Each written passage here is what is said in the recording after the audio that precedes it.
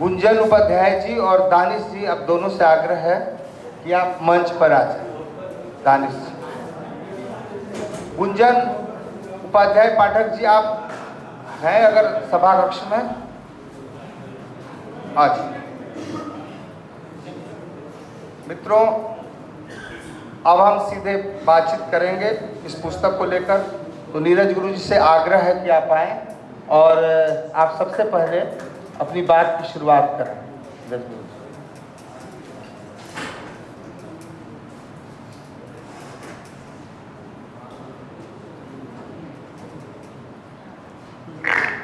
मंच पर और सभा में उपस्थित सभी सम्मानित और विद्वत जन, आप सबका आज के इस कार्यक्रम में बहुत बहुत स्वागत है। मैं कहाँ से अपनी बात शुरू करूँ? मैं और सुशील दोनों एक साथ एक ही कॉलेज में पढ़ते थे, एक ही बैच के हैं। और पहली बार जब एक ऐसी ही गोष्ठी का प्रस्ताव, जब मैं इंटर में पढ़ रहा था, तो ऐसे ही एक गोष्ठी का प्रस्ताव सुशील जी के द्वारा आया कि क्यों नहीं ऐसा करते हैं कि हम लोग आपस में कुछ विचार गोष्ठियों का आयोजन करें संडे के संडे। मैं सिर्फ एक ही गोष्ठी में गया था और उस गोष्ठी में मैं अपनी बातों को रखा, बाद में फिर जा नहीं पाया। बट वहाँ से हम सभी लोग इस तरह के मंच से जुड़ते रहे, बातचीत करते रहे। जनों की मंडली में आना मेरे लिए पहली बार है और मेरे लिए सौभाग्य की बात है।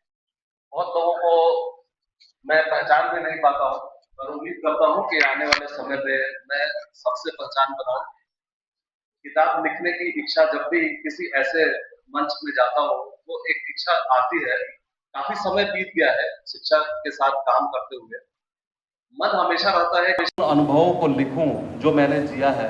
हमारे सामने आज व्यास जी सर भी हैं, जिनके कारण पहली बार मैं शिक्षा विभाग में काम करने का मुझे मौका मिला और सर के ही गाइडेंस में आज तक शिक्षा के क्षेत्र में मैंने पूरी ईमानदारी के साथ अपना पूरा काम किया है। और जब भी कभी चर्चा होती है तो सर जरूर हमारे सामने आते हैं एक प्रेरक पुरुष के रूप में। और सर हमेशा से हमारे प्रेरणा के स्रोत रहे हैं और हम सभी लोग लगातार शिक्षा के क्षेत्र में काम करते रहे हैं। साइबर कथाएं, आज चर्चा इस बात की है, इस बात की नहीं है कि हम क्या पहले कर चुके, क्या हमारा संबंध रहा है, बट किताब पर चर्चा करनी है। ये किताब जब मैंने पहली बार सुना, एक आध बार बातचीत हुई थी जिसमें सुशील जी ने कहा था कि मैं कुछ किताब लिख रहा हूँ, ये साइबर कथाओं पर साइबर अपराध को लेकर के। तो मुझे भी जिज्ञासा थी। एक दिन मैंने देखा कि ये किताब आ गई है, मैंने उस किताब को अमेज़न से खरीदा और उसको पढ़ा। बहुत ही शानदार किताब है, बहुत ही सरल भाषा में, जैसा कि अभी कहा भी जा रहा था मंच से, भाषा बहुत सरल है, छोटे छोटे कथानक हैं, बहुत ही छोटे। अगर आप मनोहर कहानियाँ, जब हमारे समय में होता था तो मनोहर कहानियों में जो इस तरह की अपराध कथाएं लिखी रहती थी वो बहुत ही लंबी होती थी और उसमें इंटरेस्ट थोड़ा कम हो जाता था। बट यहाँ इंटरेस्ट लगातार बढ़ते जा रहा है और ये सभी कहानियां ऐसी हैं जो हमारे आसपास, हमारे जीवन के साथ लगातार जुड़ी हुई है। सबूत के साथ ऐसा लग रहा है जैसे केस डायरी लिखा होगा। एक एक चीज जो है वो उसमें मेंशन है, जैसे इतने बजे ये हुआ, उसके बाद इतने बजे ये हुआ, ये चीज कही गई, ऐसा कुछ बताया गया। अभी जो सोशल मीडिया को अगर हम देखें तो सोशल मीडिया में बदलते रिश्तों की बहुत सारी कहानियां हैं, सोशल मीडिया में अपराध की बहुत सारी कहानियां हैं। सोशल मीडिया में अगर आप देखें तो फूड एडल्टरेशन को लेकर के ऐसी कहानियां हैं कि आप कहाँ तक बच पाएंगे ये समझ में नहीं आता। आप कुछ भी खाएं, कुछ भी पिए, हर एक चीज़ पर आपको दिखेगा कि इसके अंदर ये चीज़ें हैं, इन सब चीज़ों से स्वास्थ्य में ऐसा असर होता है। तो ऐसी चीज़ें सोशल मीडिया में बहुत सारी हैं और उसमें अब ये ऐड हो गया ये वाला एंगल भी, जहाँ पर हम देखते हैं कि हर एक वो लिंक संदेह का कारण हो सकता है, हर एक वो मैसेज जो आपको अपने से जोड़ना चाहता है वो संदेह का कारण हो सकता है। आज एआई के एल्गोरिदम से पता लगाया जा सकता है कि आपकी रुचि किधर है। आप देखेंगे कि आप जो भी एक विषय वस्तु को आप देखना चाहते हैं, चाहे वो हंसने वाला हो या कोई भी आपकी जो रुचि हो, उन सभी रुचि से संबंधित जैसे ही आप कोई चीज़ देखना शुरू करते हैं, इंस्टाग्राम हो, फेसबुक हो, कहीं भी आपको लगातार वैसे ही कंटेंट आते रहेंगे। यानी सब कुछ इतने मैनेज तरीके से चल रहा है, और इस पर अगर कोई आपको वॉच करने लगे, आज सोशल मीडिया में लोग लगातार अपने बारे में कुछ कुछ लिखते रहते हैं, आज यहाँ गए, यहाँ रुके, इस तरह का वेकेशन यहाँ मनाने जा रहे हैं, इतने लोगों के साथ जा रहे हैं। तो ये जो सूचनाएं जो हम शेयर करते रहते हैं लगातार स्टेटस में, फेसबुक में या कहीं भी, तो उन सब चीज़ों से अपराधियों को आपका पूरा सुराग मिलता है, उसको रेकी करने की जरूरत नहीं होती है, वो आपको वहीं से रेकी कर लेता है। ऐसा कुछ पता चला। बचपन में राजन इकबाल की कहानियां पढ़ते थे, और राजन इकबाल के छोटे पॉकेट बुक्स आते थे, लगभग इसी साइज के जिस साइज में ये अपराध कथाएं हैं। और राजन इकबाल की कहानियों में एक इंस्पेक्टर बलबीर हुआ करते थे, जो कि एक अच्छे इंस्पेक्टर थे, और उसके बाद से हमारे मित्र सुशील जी एक अच्छे पुलिस पदाधिकारी हैं, इसमें कोई शक नहीं। और इन्होंने जो अपने समय में जो कुछ भी काम किया है साइबर अपराध सेल में, जो इनका अनुभव है, और ये अनुभव इन तक भी रह सकता था, बट इन्होंने सोचा कि इस अनुभव को ज़्यादा से ज़्यादा लोगों तक शेयर किया जाए, ज़्यादा से ज़्यादा लोग इसको जाने। जब मैं इन कहानियों को पढ़ने लगा तो मुझे लगा कि कई बार मैं भी बाल बचा हूँ इस तरह के अपराध का शिकार होने से। कई बार तो शायद शिकार हो भी गया हूँ। कुछ पैसा, जैसे मैं बताता हूँ कि मेरे पास एक 799 रुपये का एक पैकेज आया, और मुझे बताया गया कि इसमें आपने कुछ ऑर्डर किया है, ये आपका ऑर्डर है, 799 रुपया। मुझे लगा कि 799 रुपया पता नहीं कुछ किए होंगे, देखे होंगे, तो भूल गए होंगे। तो मैंने उस ऑर्डर को घर में बोला कि आप ले लो और उसको पैसा दे दो। तो पैसा दे करके वो ऑर्डर लिया। उसमें 7 मोजे थे, और वो 7 मोजे इतने बड़े बड़े थे।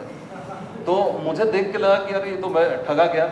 अब मैं उसको कॉल किया तो बोला कि हमको OTP बताइए, हम आके आपका रिटर्न ले लेंगे। तब मुझे याद आया कि ऐसा OTP वाला केस भी बहुत सारा होता है।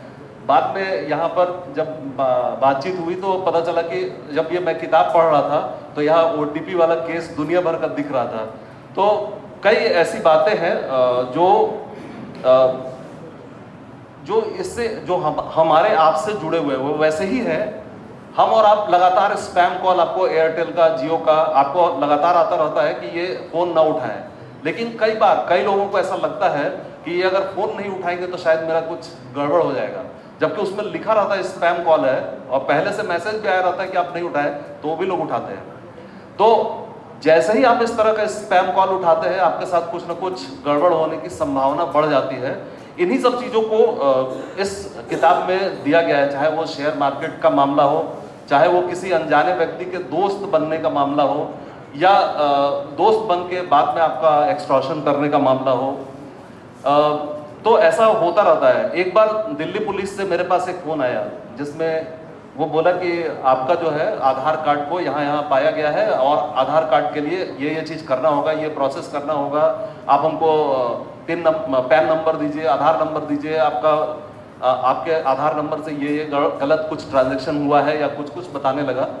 तो मैंने उस फ़ोन को उसी समय कट किया, और मेरा चूँकि संबंध 2-3 पुलिस के लोगों से है, तो मैंने सुशील जी से भी फ़ोन किया, और मेरा एक दोस्त दिल्ली पुलिस में है, मैंने उससे भी बात किया, क्योंकि ये फ़ोन दिल्ली पुलिस से आया था। तो सभी लोगों ने मुझे बोला कि ये बहुत पहले की बात है, तभी इतना ज़्यादा हुआ नहीं था, ये डिजिटल अरेस्ट वाला मामला था लगभग वैसा ही। तो वो भी चीज़ संजोग ऐसा था कि मेरे जान पहचान के कुछ लोग थे, जिनके कारण ये चीज़ें तो होते होते रह गई।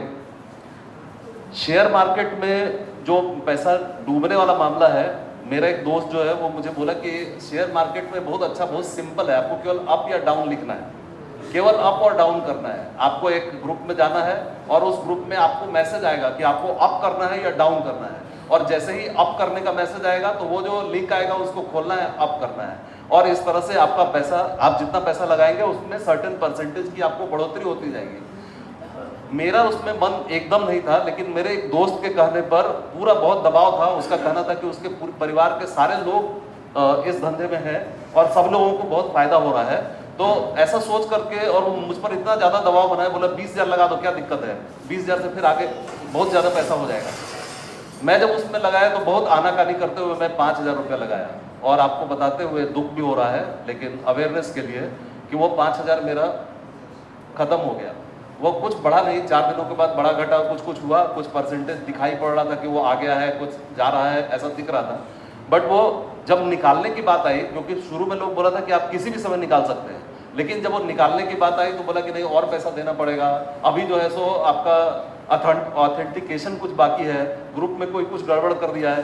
तो जब मैं इन सभी अनुभवों के साथ जब इस किताब को पढ़ रहा था तो मुझे लगा कि ये किताब बहुत ही ज़रूरी है, सभी लोगों को इस तरह की चीज़ों से अवगत होने चाहिए। ये जो डिजिटल सुरक्षा की राह जो इसका कैप्शन है वो बड़ा ही इम्पोर्टेंट है। आज शिक्षा विभाग में बहुत तरह के प्रशिक्षण चल रहे हैं और आईटी के भी बहुत सारे प्रशिक्षण उसमें कंपोनेंट उसमें रहता है। मैं कोशिश करूंगा कि आईटी के प्रशिक्षण में जो वो पार्ट है उस पार्ट में मैं लोगों से बातचीत करके इन चीज़ों को और इस तरह साइबर सुरक्षा को लेकर के, हालांकि कोर्सेज है बट अगर हम इन चीज़ों को भी साथ में दें, ऐसे कुछ रिसोर्सेज अगर हम उनको साथ में दें तो निश्चित तौर पर टीचर्स को और बेहतर होगा। इसकी जो पहली ही कहानी है जिसमें है कि एक लड़की एक विदेशी लड़के के साथ दोस्ती हो जाती है उसकी फेसबुक से, ऐसी ही एक कहानी एक शिक्षिका की भी है जो भोजपुर जिले की है। और तभी सुशील जी वहाँ भोजपुर जिले में ही एसपी के रूप में पदस्थापित थे। तो हुआ यूँ कि वो जो शिक्षिका थी उनका इंटरेस्ट था म्यूज़िक में और उनका बैंड जो है वो बिहार में बड़ा अच्छा किया था और वो जोनल प्रतियोगिता में 3rd आया था। और उनको था कि अगर कोई बहुत पैसा कहीं से मिल जाता तो वो अपने स्कूल के बैंड को और बेहतर बना पाते और कुछ अच्छा काम कर पाते। अब उनका ये जो मोटिवेशन था, इसी चीज़ को कोई जो व्यक्ति उनसे मिला, जो उनकी कहानियों को कहीं ट्रैक कर रहा था, जो वो व्यक्ति मिला, वो मिलने के बाद उनसे इसी लाइन पर बात करने लगा। वो आदमी बताया कि वो वेनेजुएला या कहीं किसी दूर देश का कोई बहुत बड़े स्टेज परफॉर्मर है और उसने एक डुप्लीकेट फेसबुक आईडी बनाया था जिसमें बहुत ही कम उनके एक्टिविटीज़, जो ओरिजिनल व्यक्ति है उसका ही एक्टिविटी उनके यहाँ कॉपी पेस्ट करके लगाया हुआ था। यानी अगर कोई प्रथम दृष्टया उसको देखे तो किसी को ये शक नहीं हो सकता था कि ये व्यक्ति जाली है। और यही कारण था कि वो जो शिक्षिका थी, वो शिक्षिका को लगा कि अब यही आदमी जो है बहुत बड़े आदमी से जान पहचान हो गया है। उनका दिमाग इतना भी नहीं काम किया कि कोई अगर इतना बड़ा आदमी है तो वो आपको इतना ज़्यादा टाइम क्यों दे रहा है। वो आदमी अपने फैमिली से बात करवाने लगा, व्हाट्सएप कॉल से अपने फैमिली, मतलब जिसको बोल रहा था वो किसी को बोला कि मेरी वाइफ है, कोई मेरी बेटी है, और फिर उस बेटी से संबंधित फोटो वीडियो भी फेसबुक में लगने लगा। इनको सारा कुछ जो है एकदम असली लगा। एक दिन उसने कहा कि मेरी बेटी आपको कुछ गिफ्ट देना चाहती है, और फिर वो गिफ्ट में एक बड़ा सा डब्बा में पैक हुआ बहुत सारा कान का, क्योंकि उनको फैशन का भी बड़ा शौक था, तो उनके लिए कान का, नाक का, ऐसा गला का बहुत सारा गहना के साथ, और लगभग 50-60 लाख रुपया उसमें लिखते हुए कि ये 50-60 लाख रुपया आपके लिए भेज रहा हूँ, आप इससे बैंड बना लीजिएगा कुछ भी। तब तक ये बातें वो अपने घर में किसी को नहीं बताई थी। उनको लग रहा था कि एक ही बार 60-70 लाख रुपए आ जाएगा और तब हम अपने स्कूल के लिए कुछ अच्छा काम करेंगे, या उनके मन में और भी जो भी बातें हों। तो जब वहाँ से पार्सल चला तो वो फेडेक्स का ही पार्सल था।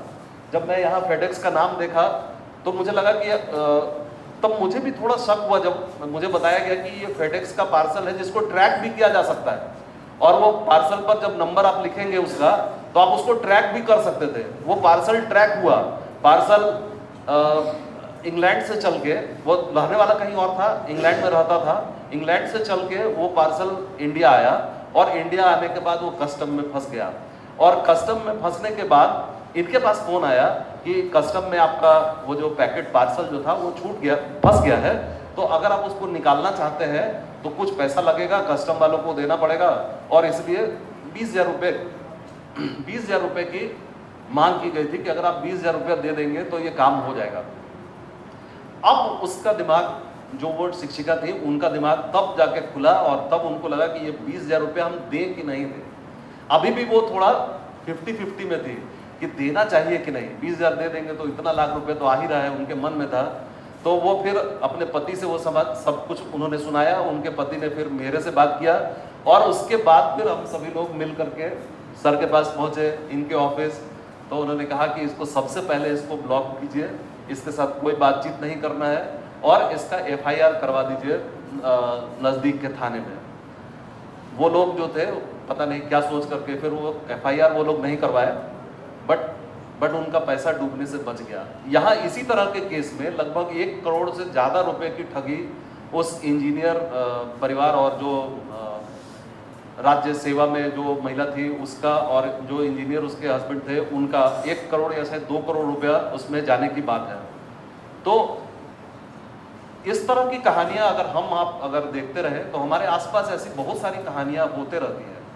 जो लोग बहुत सलाह देते हैं कि ऐसा नहीं करना है, पिन नंबर नहीं बताना है, वैसे लोगों से भी मैंने सुना है कि गलती से जब उनकी बारी आई तो उन्होंने पिन बता दिया। तो ऐसे बहुत सारी कहानियां हैं। ये जो ठगी है, ये जो साइबर क्राइम हो रहा है, ये जो अपराध है, इस अपराध पर रोक लगाने के लिए सजग होना जरूरी है और एक बड़े लेवल पर इसके लिए जागरूकता अभियान, सतर्कता अभियान जरूरी है। हालांकि बार बार रेडियो में, टीवी में इस बात का प्रचार किया जा रहा है, बट लोग रुक नहीं रहे। लगातार लोग इसके जाल में फंसते जा रहे हैं। बड़े लेवल पर कुछ काम करने की ज़रूरत है और मुझे लगता है कि ये किताब जो है इस दिशा में एक बहुत ही महत्वपूर्ण कदम है, जहां एक पुलिस पदाधिकारी के द्वारा एक ऑथेंटिक रूप से न केवल एक कहानी बल्कि कहानियों का पूरा जखीरा, 50 कहानियां इसके अंदर है और कई कहानियां होंगी जो पता नहीं वो कब लिखित रूप में आएंगी, बट 50 कहानियां ये काफ़ी है। और ये मॉडस ऑपरेंडी जो है, जो साइबर क्राइम वालों के, उसको समझने के लिए ज़रूरी है। बट यहाँ एक बात और भी जानना जरूरी है कि वो जो कुछ भी करेंगे वो हम पुलिस से या हमारे दिमाग से थोड़ा आगे चलते हैं, लगातार R&D उसी में करते रहते हैं। तो इसको समझ पाना और इसको समझ करके उसके हिसाब से प्रतिकार करना ये थोड़ा मुश्किल तो है, बट असंभव नहीं है। जितना ज़्यादा जागरूक हम लोगों को करेंगे, मुझे लगता है कि हम जरूर सफल होंगे। ये किताब उसी जागरूकता में एक महत्वपूर्ण कड़ी है। इस किताब को अपने वही डिजिटल मीडिया जो है, सोशल मीडिया और उसके माध्यम से हम और आप सभी साथी अगर ज़्यादा से ज़्यादा प्रचार करें, ज़्यादा से ज़्यादा लोग इसको पढ़ें और इस बारे में जानें, तो निश्चित तौर पर वो इस तरह के अपराध से बच सकते हैं। आप सभी को अनेक धन्यवाद इस सभा में आने के लिए मेरी तरफ से। और कहानी बहुत ही मज़ेदार है, जो भी लोग नहीं पढ़े हैं कृपया ज़रूर पढ़ें। छोटी छोटी कहानियां हैं, टाइम नहीं लगेगा। अनेक धन्यवाद आप सबका। शुक्रिया नीरज गुरुजी, आपने बहुत संक्षेप में और इस किताब की महत्वपूर्ण बातों को रेखांकित किया। सही में छोटी छोटी कहानियां हैं, लेकिन इस किताब की जो पहली कहानी में आप जाएंगे तो जैसे ध्रुपद की जो गायकी है वो आरंभ में ही पूरी संगीत सभा को अपने आगोश में भर लेती है, वैसे ही इस किताब की जो पहली कहानी है वो पाठकों को अपने आगोश में भर लेती है और आखिर तक ये पढ़ने को विवश करती है। और ये कहानी लूटपाट की कहानियाँ जरूर है, लेकिन हम लोगों को लूटपाट से, डिजिटली लूटपाट से बचाने की कहानियाँ हैं, इसलिए ये हमें सावधान करती है हर जगह। अब हमारे अगले वक्ता हैं राजीव रंजन जी।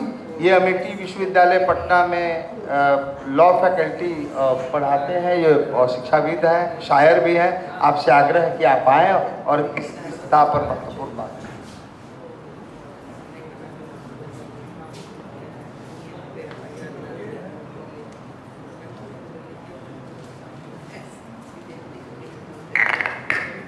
बोलने के क्रम में मैं भटक न जाऊं, इसलिए मैं अपनी सीमाओं को लिख के लाया हूँ। ना पुख्ता वक्ताओं के साथ अक्सर ये हो जाता है कि वो भावनाओं में बह जाते हैं। बड़े अदब से डायस पे बैठे दानिश्वरों से और डायस के दूसरे तरफ भी बैठे दानिशमंदों से इजाज़त लेते हुए मैं अपनी बात को 3 हिस्सों में समाप्त करूँगा। जो पहला हिस्सा है वो लेखक के हवाले से, दूसरा हिस्सा जो है वो पुस्तक के हवाले से, और तीसरा हिस्सा जो है वो पाठक के हवाले से। इस किताब के किस्सा नवीस, और ऐसा मैं क्यों कह रहा हूँ मैं बताऊँगा। बड़े भाई सुशील जी को मैं इसलिए नहीं धन्यवाद देता कि वो इंतहाई मसरूफ़ प्रशासनिक जिम्मेदारियों के बावजूद भी इस तरह की पुस्तक को मुकम्मल किए, बल्कि ये पुस्तक कई तरह की संभावनाओं को एकत्रित करती है। ये पुस्तक एक खूबसूरत अदबी अंदाज, गहरी पेशेवर तजुर्बात और साइबर से जुड़े हुए कई घटनाओं को बड़ी खूबसूरत ढंग से एक जगह इकट्ठा करती है, जिससे इसके अकादमिक जो इसका मूल्य है वो बढ़ जाता है। मैं लेखक का प्रशंसा इस तौर पे भी कर सकता हूँ कि मैं सोचता हूँ, एक गालिब का शेर है कि बागीचा अब अतफाल है दुनिया मेरे आगे, होता है सब रोज तमाशा मेरे आगे। गालिब कहते हैं कि ये दुनिया मेरे लिए खेल का मैदान है और इसमें एक रोज तमाशा हो रहा है। मैं सोचता था कि गालिब अगर इस दौर में होते तो क्या करते, और गालिब कहीं प्रशासनिक अधिकारी होते तो क्या करते। तो गालिब इसी तरह से अपनी चीज़ों को दर्ज कर रहे होते, जैसे सुशील जी ने इन सारी चीज़ों को दर्ज किया। देखिए, आज के दौर में जो साइबर का इस्तेमाल है वो हमारे जीवन का एक अभिन्न अंग बन गया है, हम कोई भी उससे वंचित नहीं। ये जब शुरू भी हुआ था, हमें तो लगता है कि जब सुशील जी की नौकरी शुरू हुई होगी, उसी समय धीरे धीरे इसका इस्तेमाल भी, हमको लग रहा है कि लेखक ने अपने नौकरी के साथ साइबर के इस्तेमाल को बढ़ते हुए भी देखा। और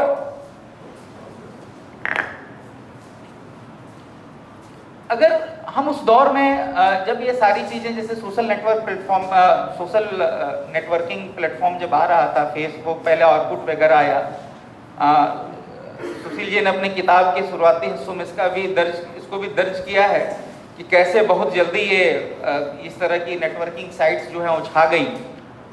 लेकिन मैं ये सोचता हूँ कि जब ये आया, मुझे याद है कि मैं शिक्षक रहा हूँ, फेमिनिज्म पढ़ाता था विश्वविद्यालय में, तो उस लिहाज से भी मैं इस तरह की चीज़ों को बहुत अच्छा मानता था कि वो वंचित वर्ग, खासकर महिलाएं जो ये पितृसत्तात्मक समाज में बोल नहीं पाती हैं, ये साइबर नेटवर्किंग साइट्स के आने के बावजूद वो बड़े खुलकर अपने विचार रखने लगी थी। लेकिन बहुत जल्द ही ये सारी चीज़ें बंद हो गई, और भी कई चीज़ें जो ये साइबर उपलब्धियों के साथ अगर देखा जाए तो और भी सारी चीज़ें धीरे धीरे इसमें जुड़ती गई, और जिसको आप साइबर अपराध कह सकते हैं। जैसे कि जो लड़कियों ने बंद किया, उसके 3 प्रमुख कारण हैं: साइबर स्टॉकिंग, साइबर बुलिंग और ऑनलाइन हरासमेंट। और ऐसा नहीं कि ये जो सारी घटनाएं जो हो रही थी वो लड़कियों के साथ हो रही थी, हम हर लोग कहीं ना कहीं इन सारी चीज़ों से जुड़े हुए हैं, तो हम लोग हर कोई इसके शिकार हो रहे थे। और साइबर अपराध की बढ़ोतरी बहुत तेजी से हुई। सबसे ज़्यादा ये अनरिपोर्टेड ऑफेंस है, इस पे रिसर्च करने की आवश्यकता है अकादमिक जगत में कि सही में कितने साइबर अपराध हो रहे हैं और कितने रिकॉर्ड पे आ रहे हैं। ढेर सारे हैं, कैट फिशिंग है, ऑनलाइन बैंकिंग फ्रॉड है, ठीक है, स्पेवेयर अटैक है, डिजिटल अरेस्ट है, ईमेल स्पूफिंग है, मेल अकाउंट है, रिमोट एक्सेस है, एपीके फाइल है।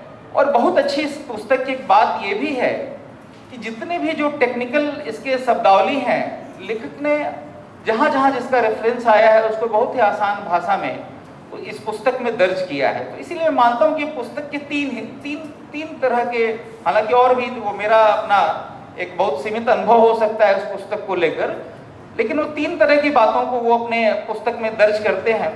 एक तो जाहिर सी बात है कि इनका अकादमिक तजुर्बा रहा है, प्रशासनिक तजुर्बा रहा है। एक बहुत ही साहित्यिक ढंग से, जिसको कहते हैं बड़े अदबी अंदाज से इस पुस्तक को लिखा गया है। तो ये कभी नहीं लगता है कि ये पुलिस डायरी लिखी गई है, ये लिखता है कि कोई बहुत ही परिपक्व लेखक जो है वो अपने जो पेशेवर प्रशासनिक तजुर्बात है उसको दर्ज कर रहे हैं। और तीसरा, वो घटना इतनी डिटेल में लिखी गई है, जो सबसे बड़ी खूबसूरती है कि जो घटना हो रही है, वो कहते हैं ना कि मीमांसा का एक स्थिति होता है। हमको लगता है कि लेखक खुद उन टाइम मशीन से वो पीछे जाकर उन घटनाओं को खुद अपनी आंखों से देख रहा है और उसे क्या कहते हैं, पंक्ति दर पंक्ति उसे दर्ज कर रहा है। इस पुस्तक को पढ़ने से ऐसा अनुभव होता है। एक जो अकादमिक स्थिति में एक बात और कही जा सकती है कि एक बहुत बड़े अपराध शास्त्री हुए जिनका नाम था एडविन एच सदरलैंड, और उन्होंने अपराध को मूलतः दो भागों में बांटा। एक तो बड़ा हम सुनते हैं सफेदपोश अपराध, व्हाइट कॉलर क्राइम जैसे शब्द को इजाद करने वाले वही थे, और जो पुराना क्राइम था उसको कहा कि ब्लू कॉलर क्राइम। साइबर अपराधों के साथ समस्या ये है कि ना इसे, हालांकि लगभग लगता है कि वो सफेदपोश अपराध ही हैं सारी जो अपराध हो रहे हैं, लेकिन इसमें ढेर सारे ऐसे अपराध भी हैं जो ब्लू कॉलर क्राइम की तरह भी दिखते हैं। तो एक समस्या इसकी ये भी है कि इसको आप एक रूढ़िगत क्लासिफिकेशन में इसको दर्ज नहीं कर सकते हैं। लेखक ने नहीं केवल इन अपराधों का अपने प्रशासनिक जीवन में, अपने जो पेशेवर जो इनका करियर था उसमें न केवल अनुभव किया है, बल्कि ये बहुत ही तत्परता के साथ इससे दो हाथ भी किए हैं। इनकी जानकारी जो बिहार सरकार का जो प्रशासनिक, खासकर साइबर मामले में जो है, ये बहुत गहराई, जो लोग इनको जानते हैं उनको पता है कि इनका बड़ा अध्ययन है उसके ऊपर। लेकिन जो इनकी जिम्मेदारी थी बतौर प्रशासनिक अधिकारी, उन्होंने साइबर मामलों को पकड़ा होगा, जांच किया होगा, उसमें रिकवरी हुई होगी, ये वहाँ खत्म हो गई थी। लेकिन इससे लड़ने के लिए इन्होंने एक नए हथियार का प्रयोग किया। बतौर लेखक इन्होंने कलम निकाला और इसको हम और आपके अवेयरनेस के लिए इन्होंने इन सारी जो कथानक है उसको दर्ज किया। तो मैं कहना चाहूँगा कि ये बड़ा इनका अद्भुत प्रयास था। पानी आँख में भरकर भी लाया जा सकता है और अभी जलता शहर बचाया जा सकता है। तो लेखक का प्रयास अभी भी है कि लोग इन कहानियों को पढ़ें और अवेयर हों, जागरूक हों, और एक जागरूकता इस अपराधों से लड़ने का एक बड़ा हथियार है। मैं अपने गुफ्तगू के दूसरे हिस्से में पुस्तक के हवाले से भी कुछ बातें करना चाहता हूँ। हालांकि जो पुस्तक जिन कथानक का जिक्र करती है वो हकीकत है, लेकिन जिस तरीके से इसे लिखा गया है लगता है कि अफसाना है, और इसलिए हमने लेखक को किस्सा नवीस कहा और अफसाना निगार भी कहा जा सकता है इनको। दूसरा, जो इस पुस्तक की सबसे बड़ी उपलब्धि है कि इन्होंने कई भी जगह जितने भी टेक्निकल टर्म हैं उसको बड़ा आसानी से एक्सप्लेन किया है, और उसके साथ लेखक ने सभी को सतर्क रहने के लिए कैसे साइबर मामलों में सतर्कता बरतें, वो लगभग हर दूसरे कहानी के साथ इन्होंने उसको अटैच किया है, जोड़ा है। अब जो सबसे बड़ी बात है, जब इस पूरी पुस्तक को पढ़िएगा तो मैं आपका इन पुस्तक को पढ़िए, मैं इनके कहानियों को बहुत डिटेल में नहीं बताऊंगा, क्योंकि आप अगर स्वतः पढ़ेंगे तो एक अलग तरह का अनुभव आपको प्राप्त होगा। लेकिन जब मैंने पूरी पुस्तक को खत्म की तो मेरा ध्यान दो बिंदुओं पे गया। एक कि जो साइबर अपराधी हैं उनका सामाजिक, आर्थिक और शैक्षणिक स्तर क्या है। तो ये देखा गया कि जो भी लोग इसमें संलिप्त थे वो बहुत पढ़े लिखे लोग नहीं थे। और दूसरा, जिनके साथ ये टारगेट किया गया है, अगर उनका सामाजिक, आर्थिक और शैक्षणिक स्तर देखा जाए तो उसमें हर तरह के लोग हैं, गरीब से लेकर अमीर तक, आम से लेकर खास तक, निरक्षर, अनपढ़ से लेकर साइबर मामले में जो दानिशमंद अपने आप को समझ रहे हैं वैसे लोगों को एक किताब एक जगह जिक्र कर रही है।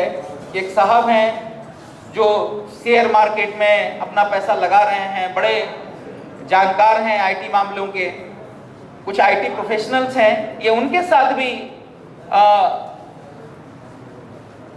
ये इस तरह की घटनाओं को ये किताब दर्ज करती है। कोई बेरोजगार है जो अपने पिताजी की जमीन बेचकर अपने पिताजी का इलाज कराता है, नौकरी की तैयारी करता है, कोई डॉक्टर है, कोई एसडीएम अधिकारी है, कोई जज है, कोई शिक्षक है, कोई सेना का रिटायर अधिकारी है। ये सब लोग इस किताब में साइबर का टारगेट होते हुए उस कथानक और किस्सा, उस कहानी का हिस्सा है।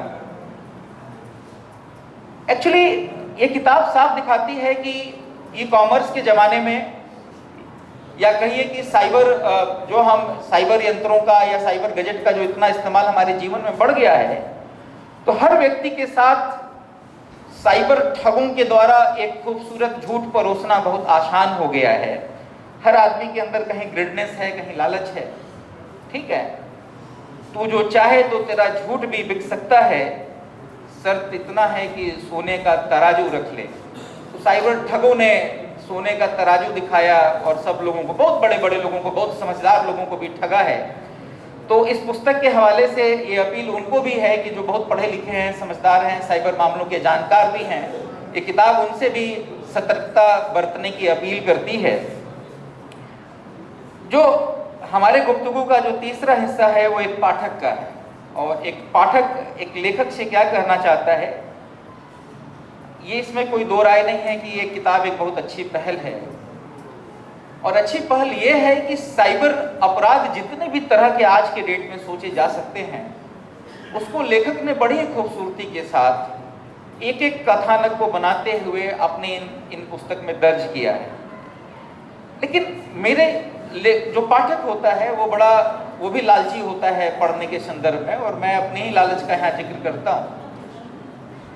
ये पुस्तक जो आधुनिकता के सारे पैमानों पे बड़ी खरी उतरती है, लेकिन मैं फिर भी लेखक से ये अपील करना चाहूँगा, एक दरख्वास्त है कि ये काम हमारे अकादमिक जगत के लिए भी बहुत नया है। ये आम लोगों की समझ तो बढ़ाएगी ही, लेकिन इसके साथ इस बात पे भी हमें ध्यान देना है कि जो बहुत बारीकियां हैं, और बारीकियों की समझ उसी व्यक्ति को होगी जो सामने से, पहली पंक्ति से इन समस्याओं का सामना किया हो, उसका निदान किया हो। और हमारे लेखक ने पहले पंक्ति से इस समस्या, जो कहते हैं ना हरकारा पंक्ति या कुछ होता है, कि पहले पंक्ति से उन साइबर अपराधियों से लड़े हैं और हमारी समस्याओं का निदान किए हैं। तो लेखक से और अपील है कि जो इसका दूसरा भाग लिखा जाए तो उसमें उत्तर आधुनिकता काल के भी जो पहलू हैं उसको सम्मिलित किया जाए, और एक एक चीज़ों को उठाकर बड़ी गहराई से अकादमिक प्रयोग से भी इस पुस्तक को लिखा जाए। इतनी बातें कह के मैं अपने वाणी को विराम देता हूँ। धन्यवाद। Thank you. बहुत शुक्रिया राजीव रंजन जी। और पीछे के हमारे साथियों से अनुरोध है कि कुछ मोबाइल की घंटियाँ कम बजे तो ज़्यादा अच्छा, शांति का माहौल रहे और सुनने सुनाने में कुछ अच्छा लगे। और जो बातचीत हमारे साथी जो पीछे कर रहे हैं उनसे भी आग्रह है कि थोड़ा ध्यान रखें। और अब हमारे बीच गुंजन उपाध्याय पाठक जी हैं, कवित्री हैं, बहुत सक्रिय रहती हैं। आपसे आग्रह है कि आप आएँ और अपनी बात रखें। और एक निवेदन भी है कि थोड़ा संक्षेप में, हमारे बीच वक्ता की संख्या है तो उसको देखते हुए आइए।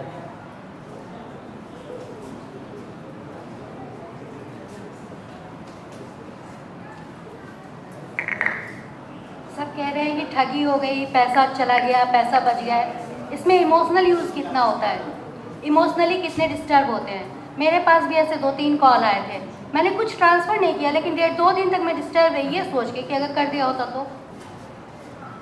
बहुत बहुत अजीब सा है। फिर अपने भाई से शेयर किया तो बोले कि हाँ, ये उनके लिए एंजाइटी की बात नहीं है, उनके लिए तो ये प्रोफेशन है। और they use to talk in English, मतलब सच अ फ्लुएंट वे कि वहाँ हम फेल हो जाएंगे। वो कन्विंस कर सकते हैं आपको किसी भी भाषा में, आप जिस हिंदी में बोलेंगे हिंदी में जिस तरह से बोल रहा है। कुरियर, डाक टिकट, आधार नंबर मेरे पास भी आए हैं, आपका फ़ोन बंद कर दिया जाएगा 2 घंटे के अंदर। मतलब इस तरह की धमकी, और इतना कन्विंसिंग, इतना सुंदर से 1 डायल करें, 2 डायल करें, 9 डायल करें। तो इनकी जो अभी कहानियों की किताब है, ये सिर्फ कहानियाँ नहीं है, ये एक मस्ट रीड है। इसको स्कूलों में भी पढ़ाना चाहिए, बताना चाहिए कि ये चेतना का दस्तावेज है कि आपके साथ कब क्या कैसे हो सकता है, आपको पता भी नहीं। आप नींद से सो के जगे हों या आप बीमार हों, आप किसी अलग थॉट में हो और आपको अचानक से कोई कॉल आए और आपको बताया जाए कि आपके प्रिय के साथ ये हुआ है, आपका बच्चा वहाँ पकड़ लिया गया है, आप इतने पैसे ट्रांसफ़र करें या वो करें, ये करें, आप फंस जाते हो। फंस जाना बहुत नॉर्मल ह्यूमन बीइंग बिहेवियर है, और नहीं फंसना भी ठीक ही है। बट इससे जो एक तरह की एंजाइटी, एक तरह का सोशल प्रेशर जो होता है हमारे पास, कितना फिल्टर्ड करें अपने लाइफ को, कितना नहीं करें। बने रहने के लिए हम एफबी पर दिखना चाहते हैं, सोशल मीडिया पे होना चाहते हैं, और फिर वहाँ का डर, और इसमें स्त्रियाँ बहुत सहजता से फंसती हैं क्योंकि इमोशनली अनेबल समाज में वो अपने आप को एकांत में पाती हैं, और जहाँ भी थोड़ा बहुत रुपया पैसा मोह माया जो लगे तो वो कनेक्ट हो जाती हैं कि अरे अरे मेरा बेटा है, मेरा भाई है या मेरा प्रिय है, इस तरह से। और वो पैसे ट्रांसफ़र करना या हलाल फलाल, पैसे तो ट्रांसफ़र होते हैं, लेकिन उसके बाद जो उन पर जो गुजरती है, जो इमोशनली जो वो अपने आप को एब्यूज्ड फील करती हैं, जिसको किसी को बता भी नहीं सकते, जिसको सही ढंग से सही शब्दों में बताया नहीं जा सकता है कि उस समय उस व्यक्ति ने कैसा फील किया। तो जो लोग इसमें आगे आए हैं और लॉ की हेल्प लेते हैं, उन लोगों के करेज को बहुत ये है कि वो जा पाते हैं। बहुत लोग तो जा भी नहीं पाते, बहुत लोग बता भी नहीं पाते। मेरी मम्मी ठगी गई, बहुत दिनों बाद उन्होंने बताया कि हम भी ठगे गए, गुंजन ने 11,000 रुपये ले गया। तो बैंक मैनेजर का कॉल था, OTP पूछा था, उसने बता दिया। वो जो अब सारी चीज़ों को छुपा के रखती है, हम लोगों तक से शेयर नहीं करती है बहुत सारी बातें, उसने बताया कि ऐसा हुआ, और बहुत दिनों बाद, क्योंकि ये भी डर लगता है ना कि हम जज कर लिए जाएंगे, फैमिली में ही जज कर लिए जाएंगे, कोई बता देगा कि हाँ तो तुम ऐसे कैसे कर सकती हो।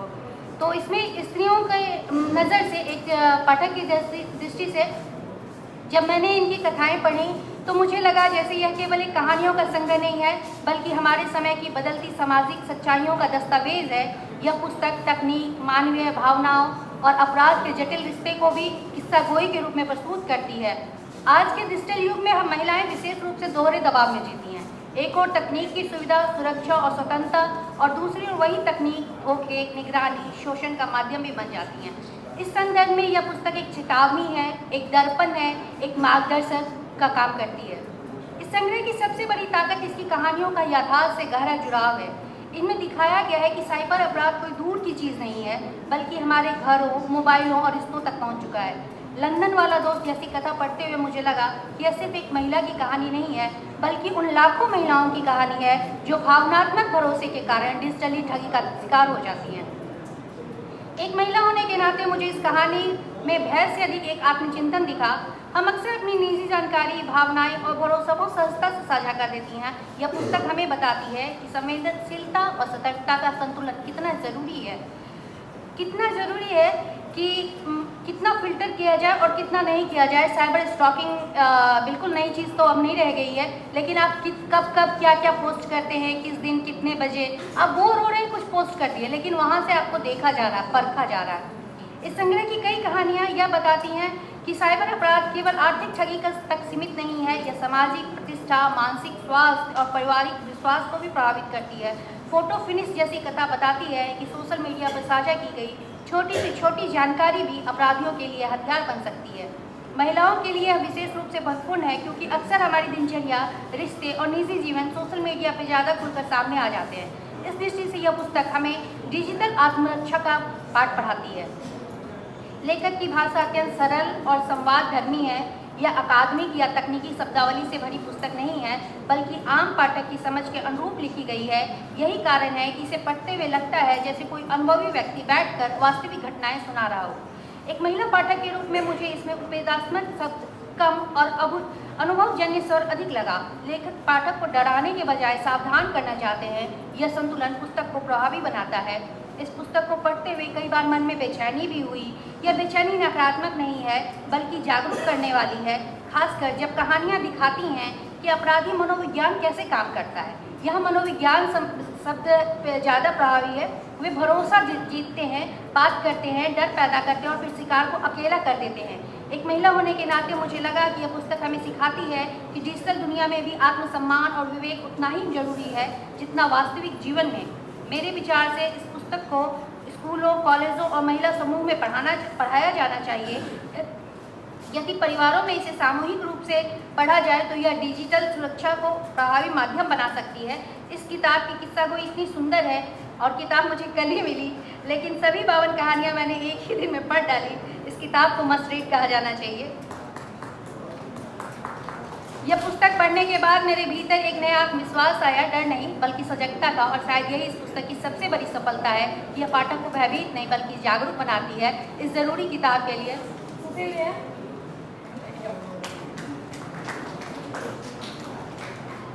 बहुत बहुत धन्यवाद गुंजन। और अब हमारे बीच भावना शेखर जी हैं। आपसे आग्रह है कि आप लगातार महिलाओं का जो वक्तव्य हो जारी रखें।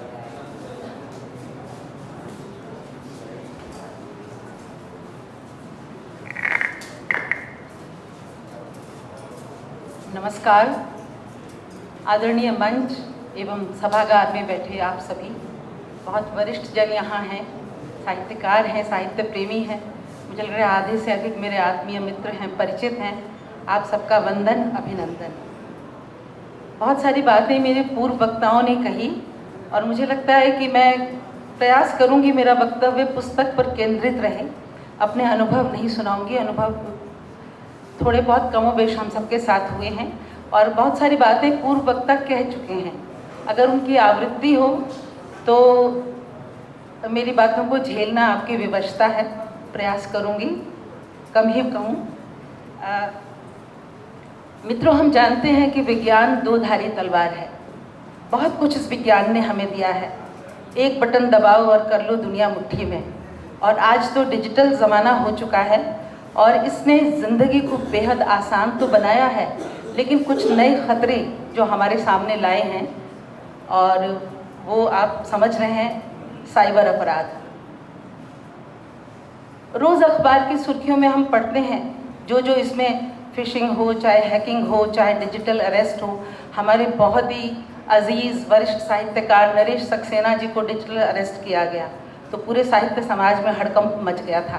तो ये हो रहा है सबके साथ। जैसे अभी कहा पहले भी कि चाहे आप निरक्षर हैं, चाहे शिक्षित हैं, कितने भी बुद्धिमान हैं, वो आपसे ज़्यादा तिकड़म भिड़ा लेते हैं। तो और मुझे लग रहा है अब साइबर अपराध जो है ये केवल आर्थिक नुकसान नहीं बल्कि ये राष्ट्रीय सुरक्षा के लिए भी गंभीर खतरा बन चुके हैं। हम जानते हैं कि आजकल साइबर युद्ध, साइबर जासूसी, साइबर आतंकवाद का खतरा भी इसके साथ फल फूल रहा है। और ऐसे में हमारे सुशील कुमार जी ने, उनके जैसे काबिल अधिकारी ने जो बड़ी शिद्दत से अपनी भूमिका का निर्वाह कर रहे हैं अपने दफ्तर में, लेकिन उससे हटकर उसके बाद भी उन्होंने ये एक प्रयास किया है, इसके लिए वे बधाई के पात्र हैं। और मैं बता दूं, एक बार मैं भी साइबर अपराध की शिकार हुई थी, जिसके लिए मैंने सुशील जी से संपर्क किया। उन्होंने मुझे आवश्यक निर्देश देकर मेरी सहायता भी की थी। और जाहिर है वो इस तरह की घटनाओं से प्रतिदिन रूबरू होते होंगे और उन्हीं सब केसेस को, अपने अनुभवों को उन्होंने एक कथांतरण के रूप में या साहित्य में, पुस्तक में इसमें ढालकर ये पुस्तक तैयार की है। लेकिन मुझे लग रहा है कि ऐसा क्यों करना पड़ा होगा, क्योंकि वे अपनी कुर्सी पर अपनी जिम्मेदारियों का निर्वाह करते हैं, किंतु जब लाखों करोड़ों लोगों तक इस बात को पहुंचाना हो, इस विषय में लोगों को सजग करना हो, तो फिर एक ही चीज़ काम आती है, वो है शब्दों का पुल, जिसके माध्यम से आप एक बड़ी तादाद तक पहुंच सकते हैं। संभवतः इसीलिए उन्होंने कलम थामी होगी और उसके बाद ये पुस्तक जो है इसका सृजन हुआ और ये हमारे सामने आज हैं। इस पुस्तक में उन्होंने, जैसे पहले के लोग भी बता चुके हैं, 50 केसेस को उन्होंने शब्दों का जामा पहनाकर, मैं इसे कहानी नहीं, मैं किस्से कहूँगी, क्योंकि किस्सा गोई इनके कहन में नज़र आती है। और कहूँ तो इन्होंने कड़वी भेषज को शहद में लपेटकर पेश किया है। अधिकांश कहानियाँ जो हैं उनके अंत में साइबर टिप्स भी दी हैं। ये बेहद श्लाघनीय बात है। और कहानियाँ तो आनंद देती ही हैं, लेकिन लेखक ने आनंद के साथ साथ सूचनाओं का ज़ख़ीरा भी हमारे सामने उलट दिया है। उनके जैसे संजीदा अधिकारी की कलम में अद्भुत लेख की गुणवत्ता भी मुझे दिखी है। मैं बता दूं, ये पुस्तक अभी अभी मेरे हाथ में आई है, इसका स्पर्श मुझे अभी मिला। कल मेरे पास इसका PDF आया है और मैं जितना पढ़ सकती थी PDF के माध्यम से मैं जो पढ़ पाई वही आपके सामने व्यक्त कर रही हूँ, उसकी प्रतिक्रिया दे रही हूँ। और मैंने देखा इनकी छोटी छोटी जो कहानियाँ, उनके शीर्षक बड़े रोचक हैं। लंदन वाला दोस्त, किराए पर कोख, देशी कबूतरबाज, डेटिंग की फांस, टुकड़ा टुकड़ा दुख, बंटी और बबली। तो और आइसिंग ऑन द केक के रूप में उन्होंने नज़ीर अकबराबादी, मुनीर नियाज़ी, जावेद अख्तर, जमाल एहसानी, अहमद फराज जैसे बेहतरीन शायरों की तहरीरों का बखूबी इस्तेमाल किया है, संदर्भ के अनुसार उसे उसमें गूंथ दिया है। ये खूबसूरती है और लेखक की साहित्यिक अभिरुचि और गहन पठन पाठन की बानगी है ये बात।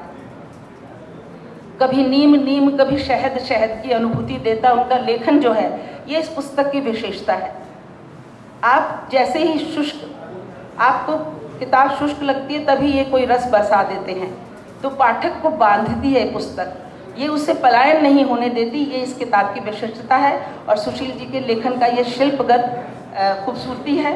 और पाठक प्रायः पुस्तक समाप्त करके रैक में वापस रख देते हैं, लेकिन मेरे विचार में परिशिष्ट जो है, इस किताब का परिशिष्ट पर मैं कुछ कहना चाहती हूँ, जिस पर अभी तक किसी ने कुछ कहा नहीं।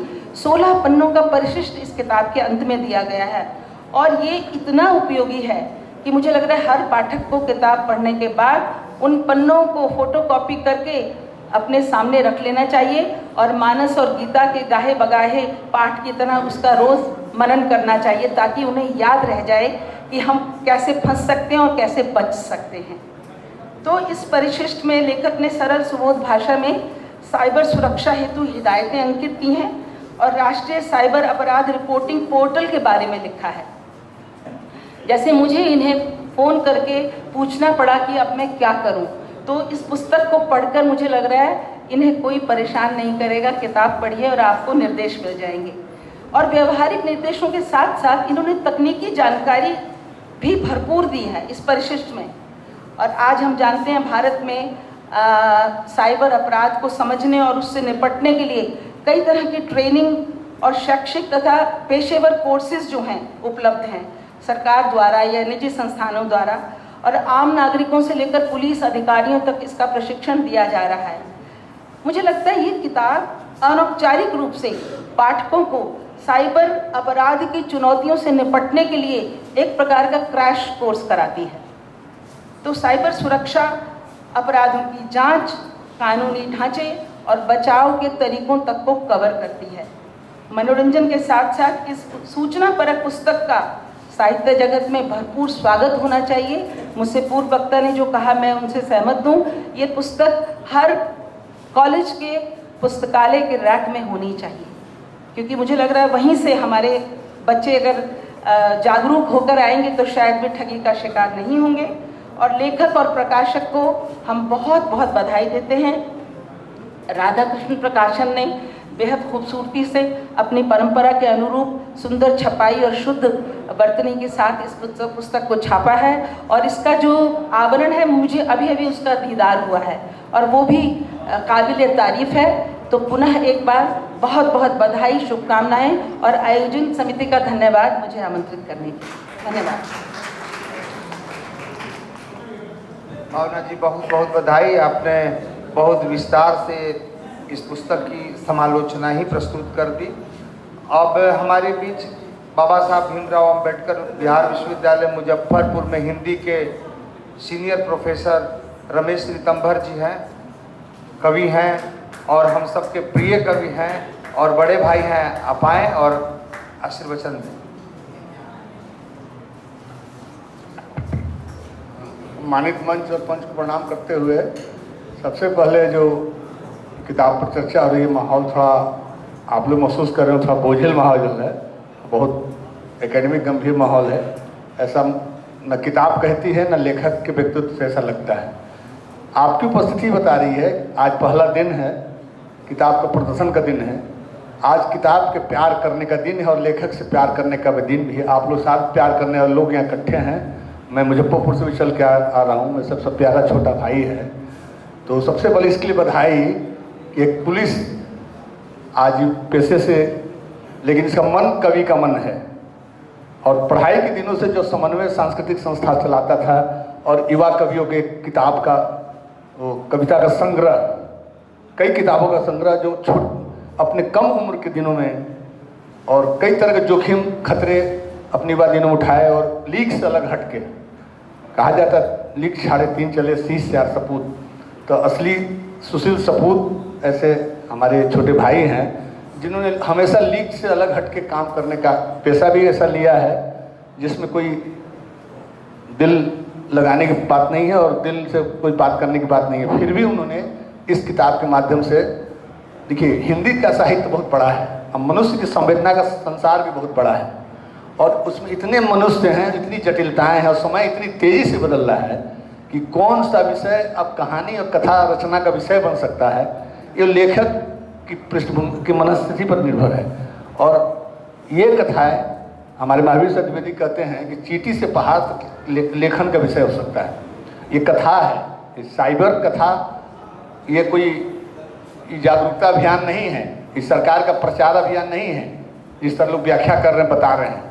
ये कथा है, मतलब साइबर कथा, ये रचनात्मक गद्य है और रचना जीवन का हिस्सा है। जीवन में जो कुछ भी होता है लेखक अपनी रचनाओं में लिखता है। अब लेखक ने इस की मजबूरी क्या रही कि इसको इस रूप में और निवेदन के रूप में ऐसे ऐसे बचे, एक जागरूकता के रूप में साहित्य को लिखा है। उसमें साहित्य है नहीं, निहायत ही संजीदा, निहायत ही संवेदनशील और अपने समय का सबसे जो तेज़ी से बदलता जो दौर है, जो अभी AI का दौर है और तकनीकी दौर है, उस दौर की जटिलताओं को पकड़ता हुआ मनुष्य का मन कैसे उन जटिलताओं में फंस रहा है। मनुष्य का मन वही है, लालची, लोभी, डरा हुआ, जो मध्यवर्गीय से मध्यवर्गीय कहानियाँ हैं। लालची छोटे कम वर्ग के लोग, बैंक में पैसा भी नहीं होगा उतना, उसको कोई साइबर डरा नहीं सकता। जितने लोग बैठे सब मध्यवर्ग के लोग हैं और सब के पास कुछ कुछ पैसे होते हैं, कुछ आकांक्षाएँ होती हैं। तो ये हमारे भीतर के ही डर को ये किताबें प्रस्तुत करती हैं, हमारे भीतर के ही छल को। जो ठगता है वो भी मनुष्य है, उसी समाज का हिस्सा है, और जो ठगा जाता है वो भी मनुष्य का हिस्सा है। हम ठगे जाते हैं, हम भी तो समाज का हिस्सा है, हम भी मोबाइल रखते हैं, हमको भी कॉल आता है, हम पर एक हम ठगे जा रहे हैं कि नहीं ठगे जा रहे हैं। आप ठगे जाने की व्यवस्था, बाजार खुला हुआ है, आप ठगाइए, कबीरा चले बाजार ठगने, आप ठग रहे हैं कि ठगा रहे हैं, ये पर है। तो ठगने वाले भी खड़े हैं आप ठगाने के लिए। तो ये उस पूरी माहौल को, समय जो बाजारीकरण, उदारीकरण, वैश्वीकरण का जो दौर है, उस दौर के संकट को, पूंजीवाद का जो संकट, उसकी रेखांकित करती कहानियाँ हैं। ये कोई प्रचार साहित्य नहीं है और जो लगाए हैं सुशील, उसको कोई ज़रूरत नहीं था उसमें कि ऐसे बचे ऐसे बचे। उस तरह अलग प्रचार साहित्य, पुलिस का अलग जो निकलता है ना, विज्ञापन निकालते भी है पुलिस का विज्ञापन नहीं है। ये रचनात्मक गद्य है और रचना के साहित्य दुनिया में आए हैं तो उनका स्वागत है और उसी रूप में इसको हम लोग ले रहे हैं। जो साहित्यकार और लेखक यहाँ बैठे हैं और जो पाठक नहीं है साहित्य के, उसको उसी रूप में लेंगे। ये कोई उस तरह स्टोरी नहीं है कि पढ़ रहे हैं और एक स्टोरी आएगी, हम क्राइम से बचने का कोई किताब है, चेतावनी है, कोई उसमें व्याख्या किए जा रहे हैं आप लोग, उसमें सुने जा रहे हैं आप लोग। ये बहुत गंभीरता से बात करनी चाहिए। किताब है ये और रचनात्मक गद्य की किताब है, लेखन है। तो कोई साइबर क्राइम और साइबर से कैसे बचे, मेरे साथ कैसे घटना, उसकी किताब ही नहीं है। ये जो किताब में नहीं है उसकी बात आप लोग कर रहे हैं। ये किताब एक गद्यात्मक कथात्मक कृति है और मनुष्य के जीवन में अभी जो घट रहा है। संतोष दीक्षित बैठे हैं, वो कथाकार हैं। हमारे आलोक धनो बैठे हुए, वो काव्य में गद्य लिखते हैं और काव्य कथाएँ लिखी है उन्हें। जितनी कविताएँ लिखी है काव्य कथा है, वो कथा लिखते हैं। इन्होंने बहुत सुंदर कथा और आज के दौर कथा, हमारे समय के पूंजीवादी दौर कथा और हम पर प्रश्न करती हुई कथाएं हैं इसमें, जो हम कैसे ठगे जाते हैं। आप विचार कीजिएगा, क्यों ठगे जाते हैं? ठग लिया, OTP दे दिए, क्यों दिए OTP? आपके अंदर लालच है। मध्य वर्ग के लोग बैठे हुए हैं, ये अदना पैसा आ जाए, नौकरी हो जाए, बैंक बैलेंस आ जाए, हैं, कुछ कविता भी कर ले, कुछ कहानी भी कर ले। समझिए भाई, आप हम नहीं बदलेंगे तो कोई नहीं बदलेगा। दिनकर कहते हैं, झड़ गए सारे पुस्ताका झड़ना बाकी है, बाहर बार मनुष्य बदल का तनका संवरना बाकी है। मनुष्य के मन की सभ्यता का विकास तो हुआ ही नहीं। हम जात पात, छोटे, ये पैसा, ऊंच नीच, गरीब, मेरा इतना पैसा है, तुम्हारे बहुत पैसा कमा रहे हो, तुम तो पुलिस हो गए, तुम तो DIG हो गए, तुम तो फला चीज हो गए, तुम तो प्रभावशाली हो, इसी में फंसे हुए हैं। ये कहानी किताब निहायत जो बात नहीं करती है उसकी किताब है। ये हमारे समय की, अपने समाज की ऐसी कथा है जो हमारे भीतर के लालच को, छल को, ठगी को उजागर करते। ठगने वाले हम हैं और ठगाने वाले हम हैं। सुशील को बधाई है, पहला दिन है, आप लोग स्वागत कीजिए, उससे प्रेम मोहब्बत कीजिए, बड़ी बड़ी एकेडमी बातें मत कीजिए। स्वागत का दिन है, प्यार का दिन है, शुभकामना का दिन है। हमारे मुजफ्फरपुर से भाई से 34 साल से प्यार है, प्यार बना रहे और इसी तरह भाई बढ़ता रहे। बहुत बहुत शुभकामना, बहुत बहुत प्यार। बहुत धन्यवाद रमेश भैया। 1-2 दिनों के बाद होली है हम लोग जब स्कूल में पढ़ते थे तो एक हमारा दोस्त भांग पी लिया होली के दिन, और जब भांग पी लिया तो जिस चीज को देखे तो कहे कि ये हमको समझ गया है कि भांग पी लिया है, ये कह देगा बाबूजी को। उसको हर आदमी से डर लगने लगा। सुशील भैया ने इस किताब में जिक्र किया है कि ये जो साइबर ठगी है उसमें अधिकांश लोग वे लोग शिकार हो रहे हैं जो स्कोपोफोबिया के शिकार है, एक तरह का वो बीमारी है, तो जो मनोवैज्ञानिक डर से पैदा होता है। तो इसको ज़्यादातर ठगी में इस चीज़ को देखा जाता है कि कोई घूर रहा है, देख रहा है, तो उसको ये, तो इन्होंने इस तरह की चीज़ों से भी अवगत कराया है इस किताब में। अब हमारे बीच ये प्रियदर्शी मातृ शरण जी है, पेशे से वकील है और कवि है। आपसे आग्रह है मातृ शरण जी कि आप आएँ और अपनी बात रखें, इस पुस्तक को केंद्र में रख के। मातृ शरण जी बहुत अच्छे कवि हैं और इनकी एक कविता काफ़ी मशहूर है जिसको हम लोग बार बार सुनना पसंद करते हैं।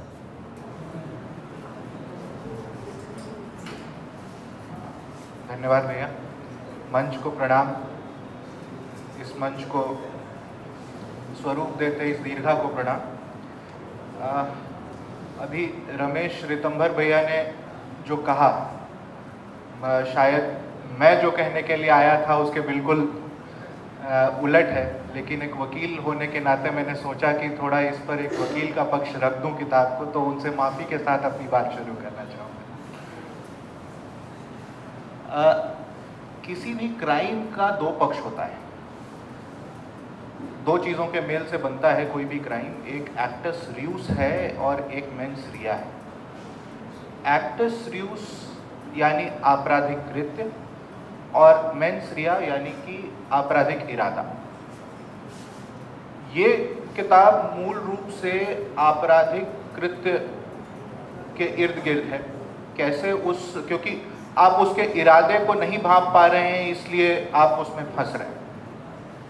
तो आपराधिक इरादा जो है उसको समझना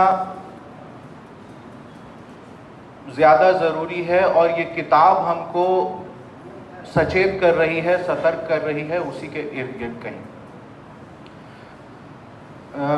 मेरे हिसाब से 47 या 48 कहानियाँ हैं इसमें, 50 कहानियाँ हैं इसमें, इस किताब में, और हर कहानी एक नए पहलू को उजागर कर रही है। एक शब्द है, लैटिन का एक फ्रेज है, मोडस ऑपरेंडी। ये अपराध बहुत नया अपराध है। मुझे लगता है कि मैं 8th 9th में रहा होऊंगा, उस वक्त मैंने पहला ईमेल आईडी बनाया था, और तब हम इंटरनेट के बारे में जान रहे थे। 10 रुपए में हम साइबर कैफे में आधे घंटे का समय बिताते थे। उस आधे घंटे के लिए पहले से एक तैयारी होती थी कि ये चीज़ें हमें उस आधे घंटे में निपटा लेनी है। आज उसी 10 रुपए में हमें पूरा दिन 24 घंटे मिलते हैं, और अपने ज़रूरत की चीज़ों के अलावा हम फिजूल की चीज़ों में हम लगातार लगे रहते हैं, इस तरीके से कि स्क्रीन से हम चिपके हुए हैं और हमारे इर्द गिर्द कौन बैठा है इसकी हम जानकारी तक नहीं लेते हैं, हालचाल तो पूछना दूर की बात है। हमारा इस तरह लगातार बने रहना स्क्रीन पर हमें एक्सपोज करता है कोई किसी दूर बैठे आदमी के पास, और ये कोई एक पर्टिकुलर आदमी आपको नोटिस नहीं कर रहा होता, ये एक ऑर्गेनाइज्ड क्राइम की तरह की चीज़ है। हमारे पड़ोसी मुल्कों में वो साइबर स्लेवरी की प्रथा है। हमारे यहाँ से करीब मुझे लगता है कि 25 से 30 हज़ार लोग वहाँ एक स्लेव के तौर पर काम कर रहे हैं, यही काम कर रहे हैं। वो खुद विक्टिम है और वो हमें विक्टिम बना रहे हैं इसका, और इसको लेकर जो है ये 2000 मुझे लगता है शायद पिछले साल दिसंबर के महीने में कुछ लोगों को रिहा भी कराया गया। 23 में शुरू हुआ था और लेटेस्ट जो है 2025 के दिसंबर में रिहा हुआ था। खैर, मैं अपनी बात पे आता हूँ। मैं मोडस ऑपरेंडी पर था। हमें ट्रैक किया जाता है कि हम कैसे कैसे किन चीज़ों को देख रहे हैं, क्या कर रहे हैं, कहाँ हमारी इच्छाएं, कहाँ हमारी अनिच्छाएं हैं, वो सारा एक चार्ट उनके पास होता है। उसके बाद से उसको जो है वो हमारा मोडस ऑपरेंडी होता है। फिर हम वो एक जाल बिछाता है, उस जाल में हम फंसते हैं आके, और फिर जब हम पुलिस के पास जाते हैं, हम रिपोर्ट करते हैं, तो उससे फिर उसका मोडस ऑपरेंडी पुलिस छानती है कि हाँ ऐसे ऐसे ऐसे कार्य हो रहे हैं। अब इस बीच की जो एक कड़ी मिसिंग है वो है हमारी जानकारी का जो हमें अभाव है, वो एक चीज़ मिसिंग है, और ये किताब उस मिसिंग लिंक को पूरा करती है और मोडस ऑपरेंडी का एक पूरा साइकिल पूरा होता है। अगर हम इस किताब को पढ़ेंगे तो हमें समझ में आएगा कि जो इंटरनेट पे कहीं उस पार से हमें नोटिस कर रहा है, वॉच कर रहा है, उसका क्या क्या मोडस ऑपरेंडी है इसमें। और ये मोडस ऑपरेंडी मूल रूप से कार्यशैली को कहते हैं। हमारी क्या एक पर्टिकुलर कार्यशैली है, उस कार्यशैली को तो पुलिस ने एक खाका तैयार करके रखा हुआ है कि हाँ इनका क्या क्या मोडस ऑपरेंडी है। इन लोगों ने एक खाका तैयार करके रखा हुआ है कि हमारा क्या मोडस ऑपरेंडी है, और हमको इस किताब के माध्यम से उनका मोडस ऑपरेंडी पता चल रहा है। तो ये किताब कितनी ज़रूरी है, ये इस एक पूरे साइकिल को पूरा कर रही है। तो मैं इसके लिए सुशील भैया को बहुत धन्यवाद देना चाहूँगा। साथ में जाते जाते उनके किताब की एक जो ओपनिंग लाइन है, मजरू सुल्तानपुरी साहब की फिल्म में, आर पार फिल्म में एक गीत है, वो लाइन से उन्होंने शुरुआत किया है कि बाबूजी धीरे चलना, प्यार में ज़रा संभलना, हाँ बड़े धोखे हैं इस राह में। तो ये धीरे चलना और संभलना हमारे अलर्टनेस की तरफ इशारा करता है। हम अलर्ट होंगे, हम सतर्क होंगे, तो शायद हम इस अपराध से ज़्यादा बच सकते हैं, खुद को बचा सकते हैं। धन्यवाद। बहुत शुक्रिया मातृ शरण जी। अब हमारे बीच हमारे युवा साहित्यकार, आलोचक और बहुत साहित्यिक सांस्कृतिक समाज में सक्रिय हमारे मोहम्मद दानिश, जो पहले भारत सरकार में हिंदी अधिकारी थे, अभी ये डिपार्ट में फैकल्टी के रूप में काम कर रहे हैं। दानिश आप आए। शुक्रिया मंच पे मौजूद अध्यक्ष जी और जनकवि आलोक धनवा जी और आप सभी प्रबुद्ध जन। किताब पे बहुत सारी बातें हो गई हैं। मैं कुछ एक आंकड़ों के साथ और कुछ अलग पहलू के साथ आपके बीच हाजिर हुआ हूँ। देश भर में ये तमाम तथ्य आने के बावजूद कि साइबर क्राइम से रिलेटेड जो घटनाएं हैं उनकी रिपोर्टिंग बहुत कम है, उसके बावजूद 2024 में national cyber crime report portal ने एक रिपोर्ट जो प्रकाशित की, वो कहता है कि 10 लाख ऐसे मामले रिपोर्ट हुए हैं 2024 में। 25 का डेटा अभी आना बाकी है। तो जाहिर है कि ये 10 लाख मामले जो रिपोर्ट हुए हैं वो सारे ऐसे रिपोर्टिंग हुए होंगे जिनकी हम अभी लगातार बातचीत कर रहे थे। अब ये मामले क्यों हो रहे हैं? क्योंकि जिस दौर में हम इंटरनेट की एक आपाधापी वाली ज़िंदगी जी रहे हैं, जिसमें इंटरनेट ने हमारे ज़िंदगी के हर एक पहलू में अपनी जगह बना ली है, और उस पूरी इंटरनेट की कार्य प्रणाली जिसकी मोडस ऑपरेंडी की अभी चर्चा भी कर रहे थे हमारे साथी, वो मोडस ऑपरेंडी जिस बाइनरी सिस्टम पर आधारित है, वो बाइनरी डेटा पर काम करता है। और वो डेटा क्या है? डेटा ऑनलाइन ज़माने में जब हम जी रहे हैं तो डेटा हमारी और आपकी निजता की पहचान की वो उपस्थिति है जो हम कहीं ना कहीं एक फुटप्रिंट्स की तरह छोड़ते जाते हैं ऑनलाइन या साइबर दुनिया में। और उसी दुनिया के सहारे जो कुछ सातिर लोग या ठग जो हैं, कभी डराकर, कभी धमकाकर या कभी बिना बताए आपसे और हमसे ऐसी घटनाएं करते हैं जिन्हें हम आमतौर पे साइबर ठगी या साइबर अपराध के नाम से जानते हैं। तो आज तो ये ज़माना जातक कथाओं के लिखने का है नहीं। जाहिर है जब साइबर दुनिया ने, साइबर घटनाओं ने हमको आक्रांत कर दिया है तो जातक कथाएं तो लिखता नहीं लेखक। अगर चेतनशील लेखक है तो वो साइबर कथाएं भी लिखेगा। और इसीलिए इस किताब की एक बड़ी प्रासंगिकता इस युग में तय हो रही है। दूसरी बात मैं ये कहूँगा कि ये किताब क्या है विधा के स्तर पे, इस बहस में जाने से ज्यादा ध्यान इस बात पर देना चाहिए कि पाठक इसको पढ़ते हुए क्या महसूस करते हैं। व्यक्तिगत तौर पर मैं इसे कथा रिपोर्टाजों की श्रेणी में रखना चाहता हूँ। ये किस्सा गोई नहीं है, ये कथाएं ऐसी लिखी गई हैं जो रिपोर्टिंग है, ये पुलिस की डायरी भी नहीं है। इसमें तथ्यात्मकता भी है, संवेदना भी है, भविष्य में निवारक उपाय क्या किए जाएं उनका खाका भी है, और इसीलिए लेखक की अपनी एक विशेषता है इस पुस्तक को लेकर। तीसरी बात जो मैं कहना चाहूँगा, आज जब हम सब ऑनलाइन जमाने में इंटरनेट के ऊपर आश्रित हो गए हैं तो हम सब वल्नरेबल हो गए हैं। हमारी भेद्यता इतनी आसान हो गई है कि ग्लोब के किसी हिस्से में बैठा व्यक्ति आपकी निजता को, आपकी पहचान को, आपकी प्राइवेसी का हनन कर सकता है, अतिक्रमण कर सकता है, उल्लंघन कर सकता है, और उसी के सहारे आपको कहीं ना कहीं कभी डिजिटल अरेस्ट कर सकता है, आपके साथ स्कैम कर सकता है, आपके साथ फिशिंग कर सकता है, या आपको साइबर स्लेव बना सकता है। तो इन सारी घटनाओं से, इन खतरों से आगाह करने के लिए पुस्तक लिखी गई। तो निश्चित तौर पे मेरी जो जानकारी है, हिंदी की अकादमिक दुनिया में अब तक कथेतर गद्य की विधा में यह पहली पुस्तक है जो इस तरह की घटनाओं को आधार बना के संग्रहित की गई है। इसलिए इस किताब का स्वागत होना चाहिए और ये पढ़ने की बात है। आखिरी बात जो मैं ये कहना चाहूँगा कि पुस्तक पर शीर्षकों पे बड़ी चर्चा हुई।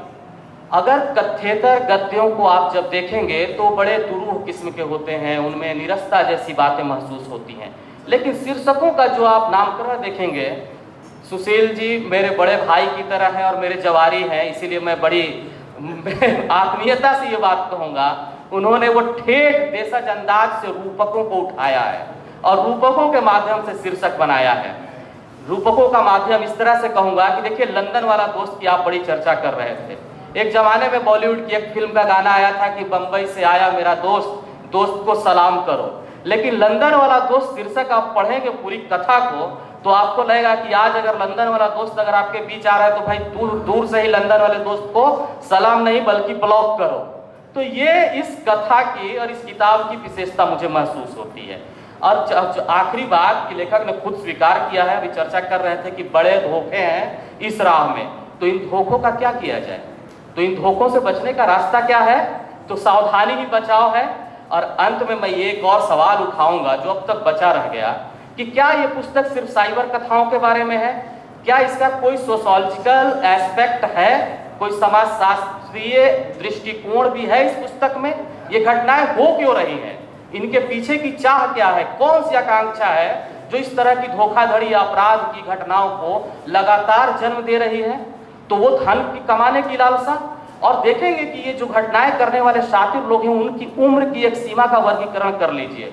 मेरा अपना जो आकलन कहता है बिलो 35 ईयर्स के लोग हैं जो शातिर हैं, जिनका एक गैंग है, और वो लोग ये करते हैं तो क्यों कर रहे हैं, तो जाहिर है कि वो बाजारवाद या भौतिकता या चकाचौंध या कम समय में ज्यादा से ज्यादा पा लेने की चाहत। तो समाज के तौर पे हम अपनी मूल्यहीनता को कहाँ जाकर रोक पाएंगे, ये पुस्तक उस ओर भी हमें सोचने के लिए बाध्य करती है।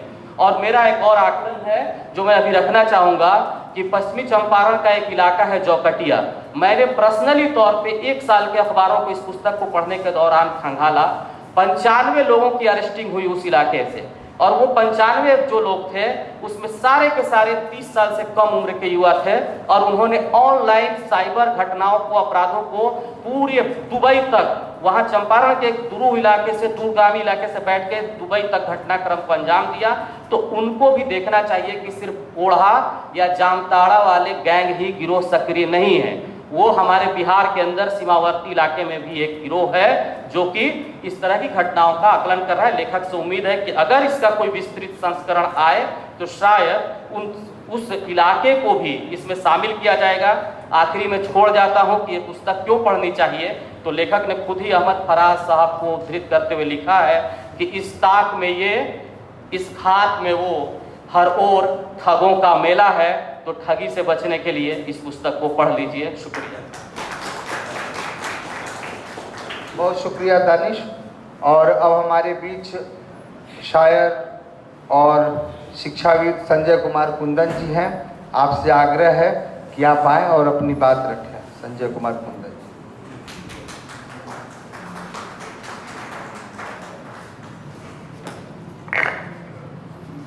अभी पिछले वक्ताओं ने बहुत सारे तथ्य रखे, बहुत सारे विचार रखे।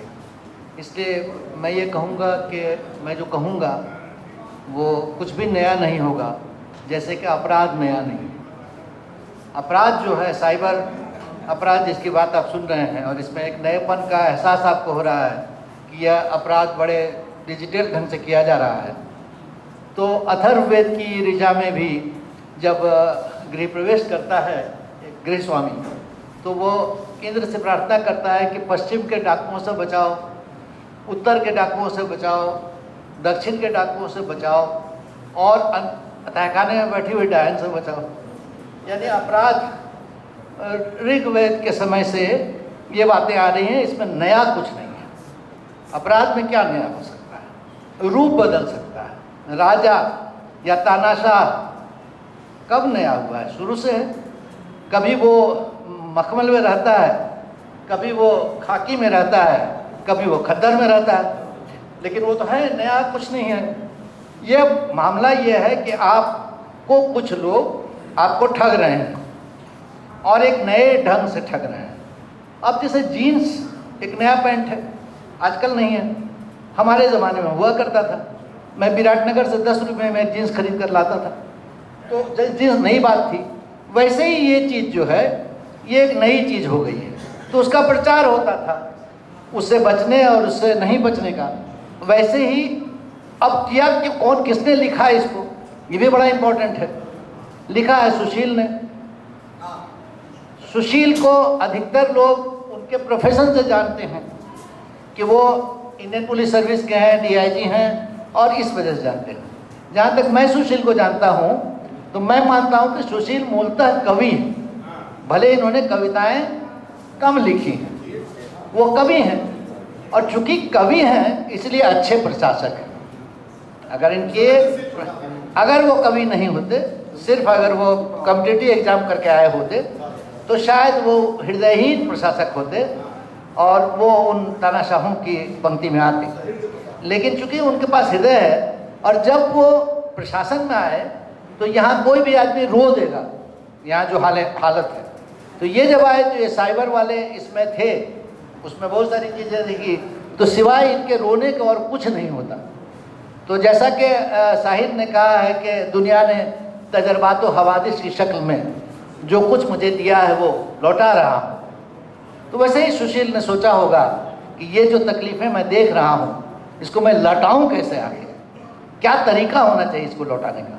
या तो बिल्कुल फिक्सन लिखते वो, या वो जो चीज़ें उनके सामने आई थी उसको एक ऐसे अंदाज में पेश करते कि लोग उनको उन चीज़ों को पढ़ सकें, अंत तक पढ़ सकें। क्योंकि अक्सर इतनी किताबें लिखी जा रही हैं जिनको 3-4 पन्ने तक अगर कोई संबंध आपका हो तो 3-4 पन्ना आप पढ़ लेते हैं, लेकिन उसके बाद हिम्मत जवाब दे जाती है और पूरी किताब नहीं पढ़ पाते हैं। तो इनको इस अंदाज से लिखना था कि वो एक बार में अंत तक पढ़ लिया जाए।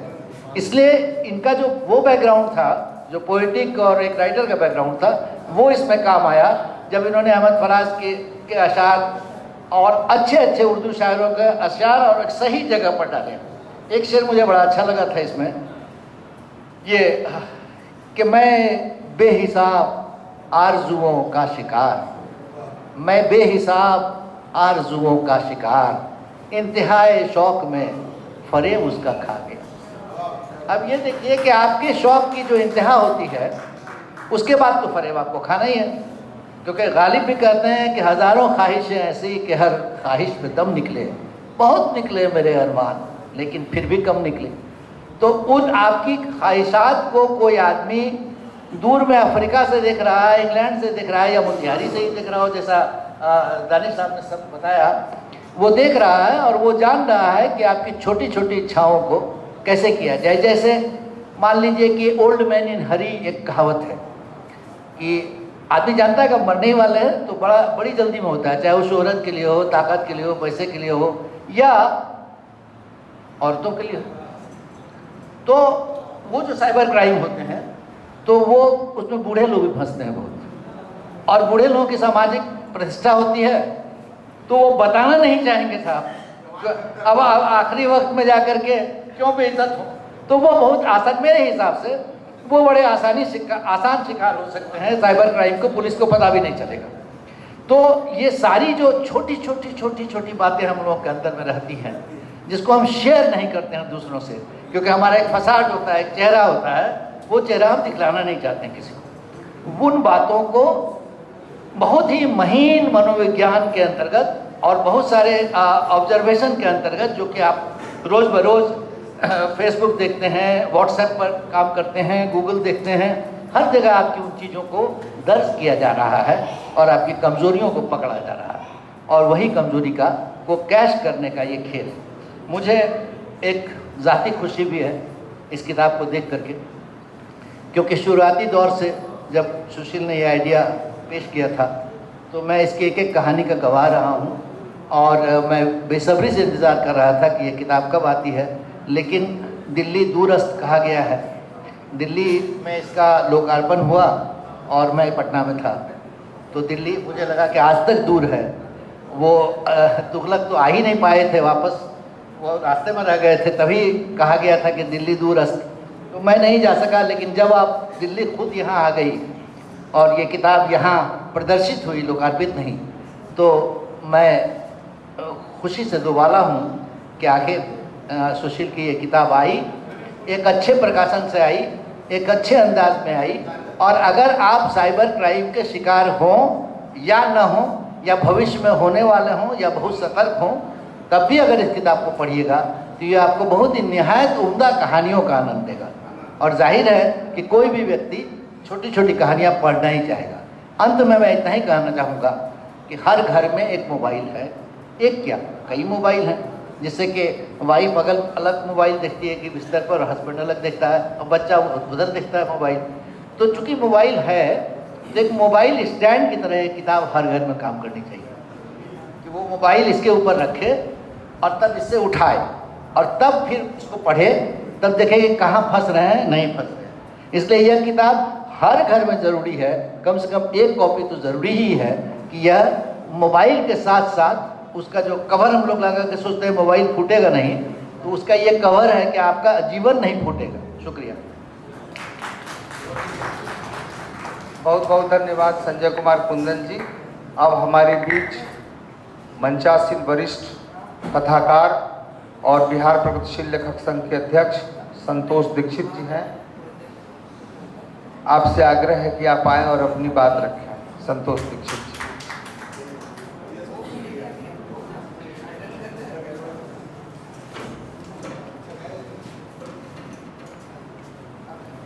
उपस्थित मंच आलोक धनवा जी और सभागार में बैठे आप सब गणमान्य सुधीजन, व्यास जी, रमेश जी, कंबर जी, कितने लोगों का नाम सब लोग परिचित हैं, इसलिए मैं बहुत नाम नहीं लेते हुए अपनी बात कहता हूँ। बहुत थैंक यू।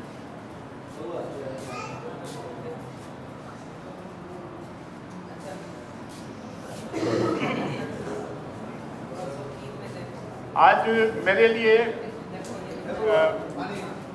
दोहरी खुशी का दिन है। एक तो यह है कि एक बहुत अच्छी किताब सामने आई है, एक अलग तरह की किताब,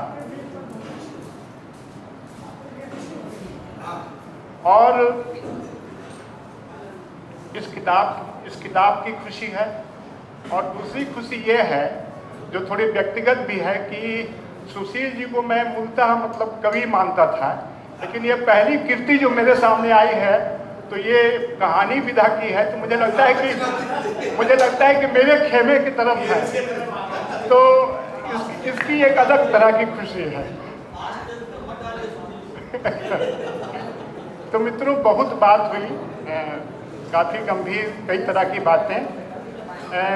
मैं कुछ दो चार बातें कहना चाहूँगा, बहुत ज़्यादा नहीं।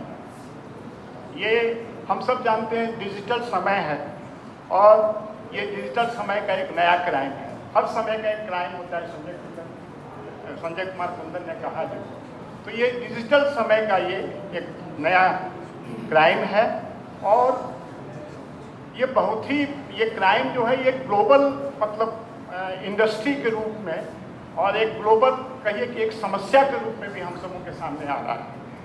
ये एक इसका माने ये है। और बहुत ऑर्गेनाइज रूप से किया जा रहा है। कॉल सेंटर जैसे चलते हैं उस तरह से कॉल सेंटर चला करके इनको किया जा रहा है। और इसीलिए जो है इसको मैंने टेक्निकल भाषा में फ्रॉड एज ए सर्विस भी कहा जाता है। This is a fraud as a service. Hindi में यह अपनी तरह की बिल्कुल अलग किताब है। किताबें सुशील जी भी जानते होंगे, मैंने गूगल में सर्च किया, कई किताबें हैं। हिंदी में भी 1-2 किताबें हैं, अंग्रेजी में तो एक किताब बहुत ही फेमस है, वो साइबर सिक्योरिटी के नाम से, जो बहुत तकनीकी किताब है और वो मतलब मानक किताब मानी जाती है, लेकिन बहुत तकनीकी है वो। ये जो किताब है इसमें सबसे पहले जो एक कथाकार होने के नाते और जिक्र भी किया अभी एक वक्ता ने कि ये कथा जगत का एक विस्तार है, अलग तरह का विस्तार है और ये आधुनिक विस्तार कह सकते हैं, नया नहीं है। क्योंकि कथा के माध्यम से शिक्षा प्रद कहानियाँ लिखना या शिक्षा देने का चलन समाज में बहुत शुरू से रहा है। हितोपदेश की कहानियाँ, पंचतंत्र की कहानियाँ या बुद्ध की जातक कथा का जिक्र किया गया, तो ये तमाम हमारी स्मृतियों में हैं और हमारे मतलब संरक्षित हैं, ये तमाम किताबें हैं। तो मैं कह सकता हूँ कि ये नए युग की एक इस तरह की एक किताब है। ये कथा जगत का एक विस्तार के रूप में मैं इसको मानता हूँ। और इसमें जो 3 चीज़ें जो है इस किताब में, बहुत बातें हुई, मैं 3 चीज़ें जो बहुत महत्वपूर्ण है वो है कि ये अपराध का तरीका, इस माने मोडस ऑपरेंडी जिसको कहते हैं, इसको ये बहुत विस्तार से पूरी कथाओं के माध्यम से ये बतलाता है। दूसरी चीज़ है कि इसके एक जागरूकता पैदा करता है। और जो तीसरा है कि वो बचाव का उपाय भी है, यानी पूरी तरह से एक सुरक्षा कवच के रूप में ये किताब है जो आपको पूरे सिस्टम से आपको अवेयर कराती है। तो ये इस नाते भी बहुत महत्वपूर्ण किताब है। और ये जो भूमिका है उस भूमिका का भी जिक्र हुआ है। उसमें बहुत ही मतलब एक बात तो मुझे बहुत ही अच्छा लगा कि यह साइबर की दुनिया जो है वो रोमांचकारी है और खतरों से भी भरी है। यह किताब जो है यह इस दुनिया के भीतर झांकना और उससे सुरक्षित निकलना सिखाता है। तो ये इन्होंने खुद इस किताब के एक पंक्ति में इन्होंने इस किताब का पूरी व्याख्या कर दी कि है क्या है। खुद इन्होंने अपनी भूमिका में और बहुत अच्छी बात लिखी है कि इसमें झांकना और इससे बाहर निकलना, ये दोनों बताता है।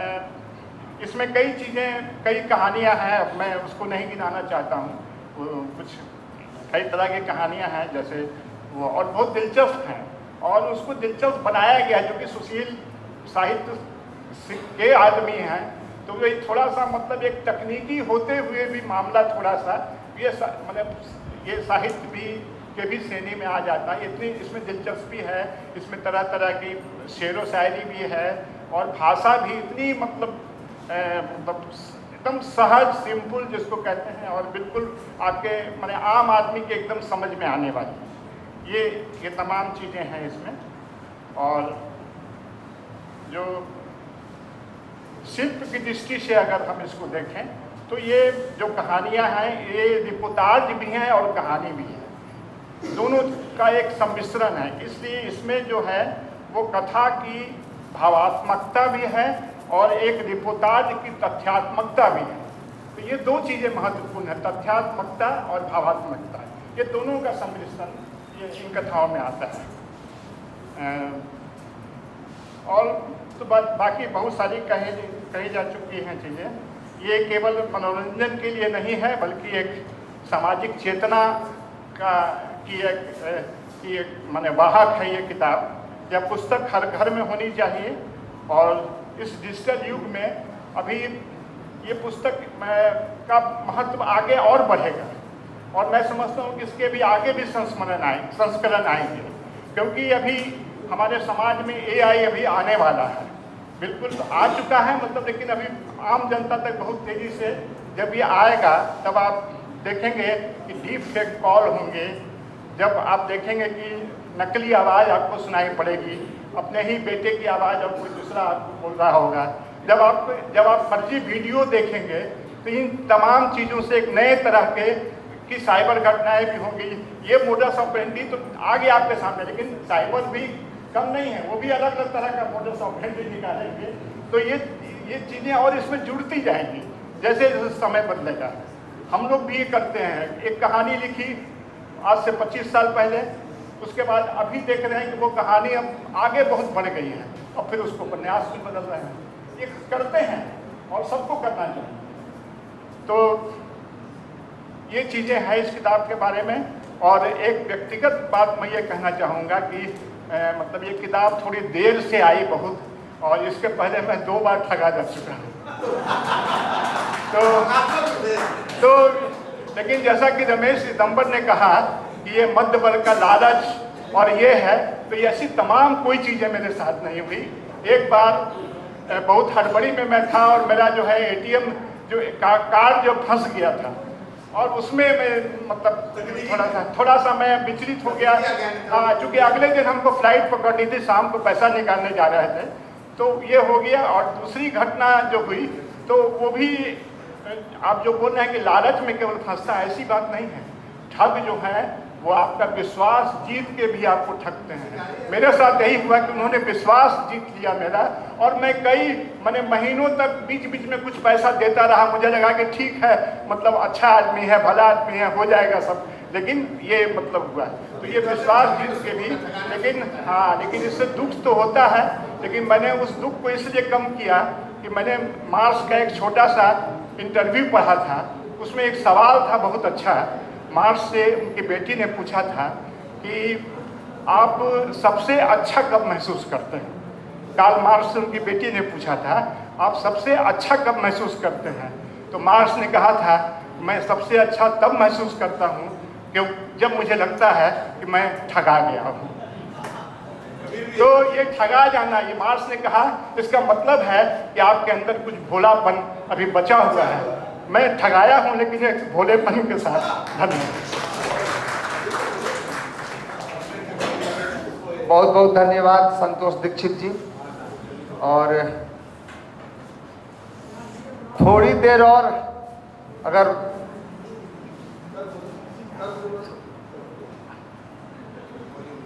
जी, अच्छा मित्रों, संतोष जी का वक्तव्य शुरू से आखिर तक बहुत ही शानदार रहा, इसके लिए मैं बधाई देता हूं। सबसे पहले सुशील भैया को इन्होंने कोशिश की आलोक धनवा जी से अपने पाले में लाने की, कवि से कथाकार वाले। हाँ, और इन्होंने घोषणा भी कर दी कि अब आज मित्रों, जब किसी पुस्तक का लोकार्पण होता है और उस पर परिचर्चा होती है तो उस आयोजन के केंद्र में लेखक होते हैं। आज के इस आयोजन के केंद्र में सुशील भैया हैं। शुरू से अभी तक सुशील कुमार जी हो रहा है। और लेखक इस तरह के आयोजन में दूल्हे की तरह होता है, और जब दूल्हा विवाह मंडप में बैठा होता है तो ये नहीं कहा जाता है कि दूल्हे की नाक मोटी है, आँख छोटी है, दूल्हे का रंग थोड़ा सा धीमा है, ये सब नहीं कहा जाता है। अक्षर छीट के आशीर्वाद दिया जाता है। तो आप सबों ने अक्षर छीट के शुरू से अभी तक आशीर्वाद दिया है लेखक को।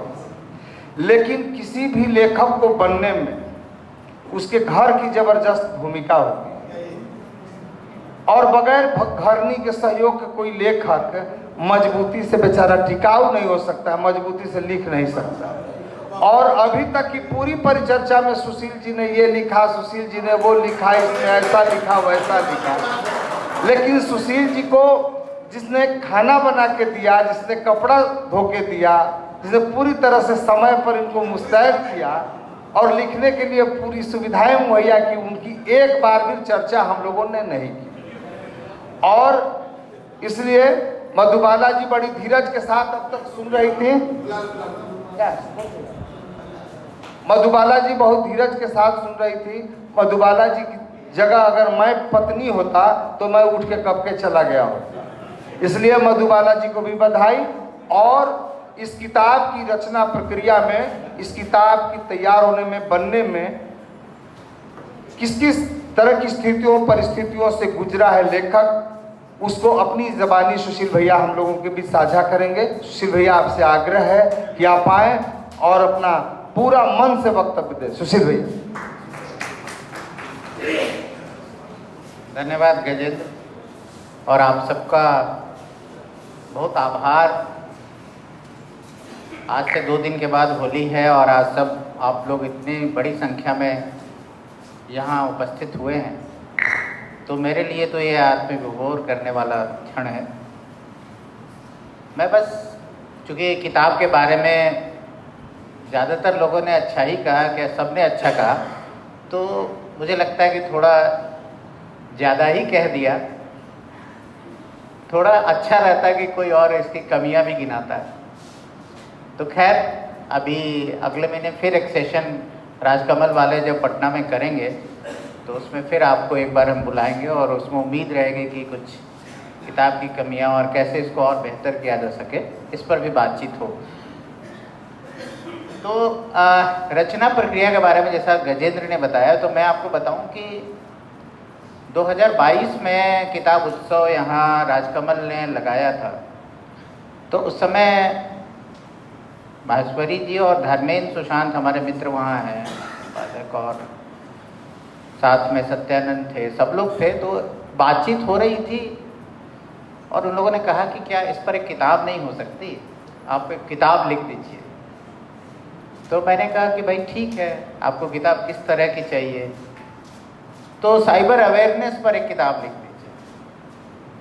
बहुत सारे प्रकाशकों का तो अपने एक व्यावसायिक दृष्टिकोण भी होता है, वो होगा उनका, और चूँकि हिंदी में किताबें सचमुच बहुत कम हैं अभी भी, तो मैंने सोचा कि ठीक है, मैं कोशिश करता हूँ। 3.5 साल में जाके ये किताब पूरी हुई।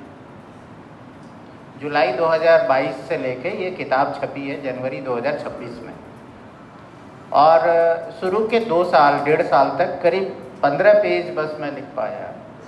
और इसमें मैं शुक्रगुजार हूँ कि सरकार ने मुझे राजगीर भेज दिया पटना, और वहाँ मेरे पास शनिवार और रविवार का समय रहता था और मैंने उसका सदुपयोग किया और ये किताब बन गई। किताब आखिर कैसे लिखी जाए, और कोशिश बस मेरी यही थी, क्योंकि मैंने जब मैं इस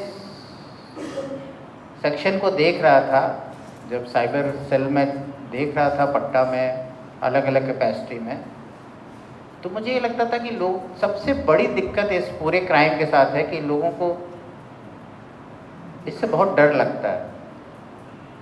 और केवल लोगों को डर नहीं लगता है, पुलिस के अधिकारियों को भी डर लगता है। और इसीलिए आप देखेंगे कि अब तो बड़ी संख्या में साइबर से रिलेटेड अपराध दर्ज हो रहे हैं थानों में।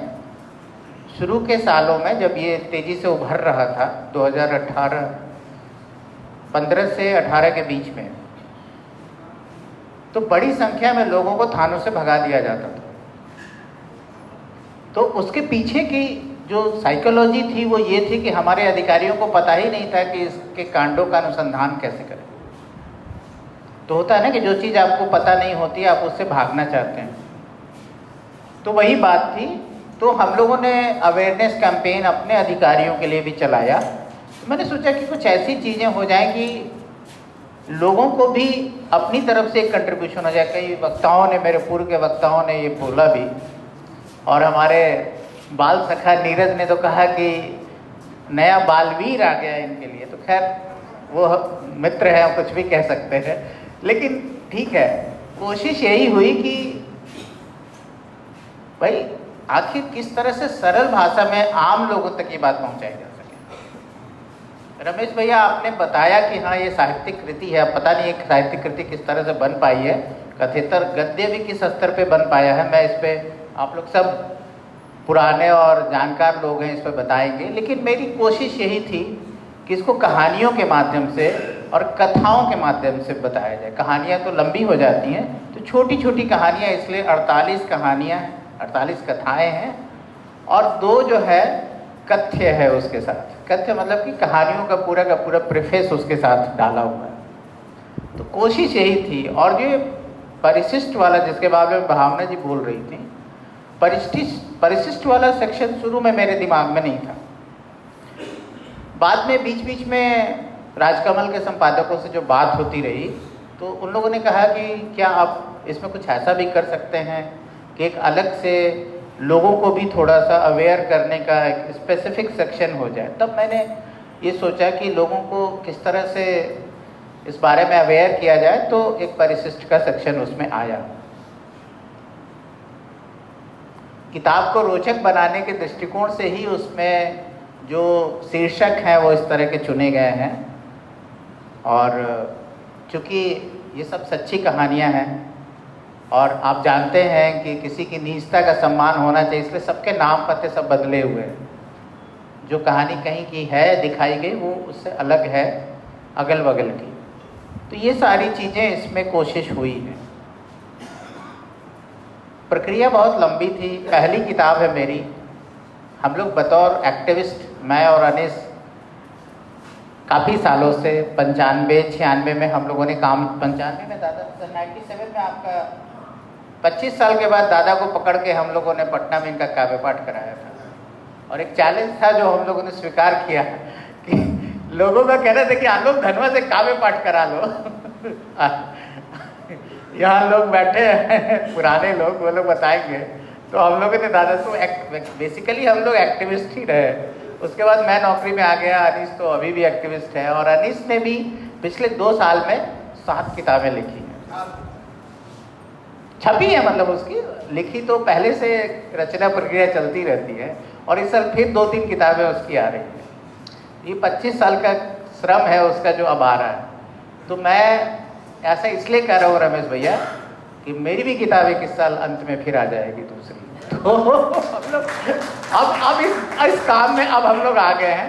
तो एक्टिविस्ट को ना थोड़ा सा खुद के लिए कई बार सोचना पड़ता है कि आखिर क्या लिखे, कैसे लिखे, क्योंकि दिन भर तो सबका कार्यक्रम कराना है, उसमें अलग अलग सब है। भैया की अभी किताब आई है इतनी अच्छी, इसी साल ऋषिकेश भैया की किताब आई है, आपकी किताब कुछ दिन पहले आई, मदन जी की किताब आई, सबकी किताबें आई हैं इधर। तो हम लोग तो दूसरों की किताबों का लोकार्पण और उस पर परिचर्चा कराते रहे। तो अब हम लोग ने तय किया कि हम लोग भी किताबें लिखेंगे और हम लोग भी एक दूसरे की परिचर्चा कराएंगे। इसलिए अनीस की परिचर्चा मैंने कराई और अनीस ने मेरा कराया। तो ये सब चलता है।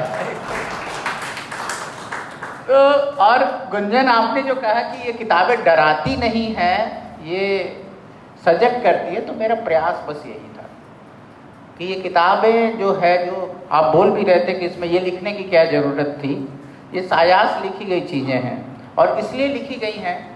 एक किताब है, मतलब इसमें एक किताब का बहुत प्रभाव है, मैं सीधे इस बात को स्वीकार करता हूँ। अभी 2 साल पहले ही वो किताब आई है, ब्लूम्सबरी ने छापा है उसको, और ILBS के बहुत बड़े डॉक्टर हैं, डॉक्टर सरीन, उनकी किताब है ओन योर बॉडी। वो अंग्रेजी में किताब है। वो किताब उनके द्वारा अपने जो उनके पास पेशेंट्स आते हैं, जो मरीज आते हैं, उनके साथ उनके अनुभवों पर वो किताब, और उसमें भी जगह जगह पे इस तरह से टिप्स दिए हुए हैं। तो ये मतलब ये आइडिया वहीं से लिया हुआ है, और मेरी कोशिश यही रही कि भाई इसको कैसे हम लोगों तक ले जाएं कि जो किताब में जो टर्मिनोलॉजी बहुत सारी ऐसी हैं, जो नई चीज़ें हैं, वो भी लोग समझ पाएँ उसको, और ज़्यादा से ज़्यादा लोगों तक ये जानकारी पहुँचे और ज़्यादा लोग बच पाएँ। क्योंकि जैसा अभी बताया कि साइबर स्लेवरी, उस पर भी एक किताब है। वो अभी दुनिया में सबसे उभरता हुआ साइबर क्राइम है, और जब हम किताब लिखना शुरू किए थे उस समय डिजिटल अरेस्ट था, उसके पहले सेक्सटॉर्शन था। तो ये हर दूसरे साल बदलने वाली कहानी है, हर एडिशन के साथ। जैसे हम लोग iOS और एंड्रॉयड का एडिशन बदलते हैं, वैसे ही साइबर क्राइम का एडिशन भी बदल रहा है।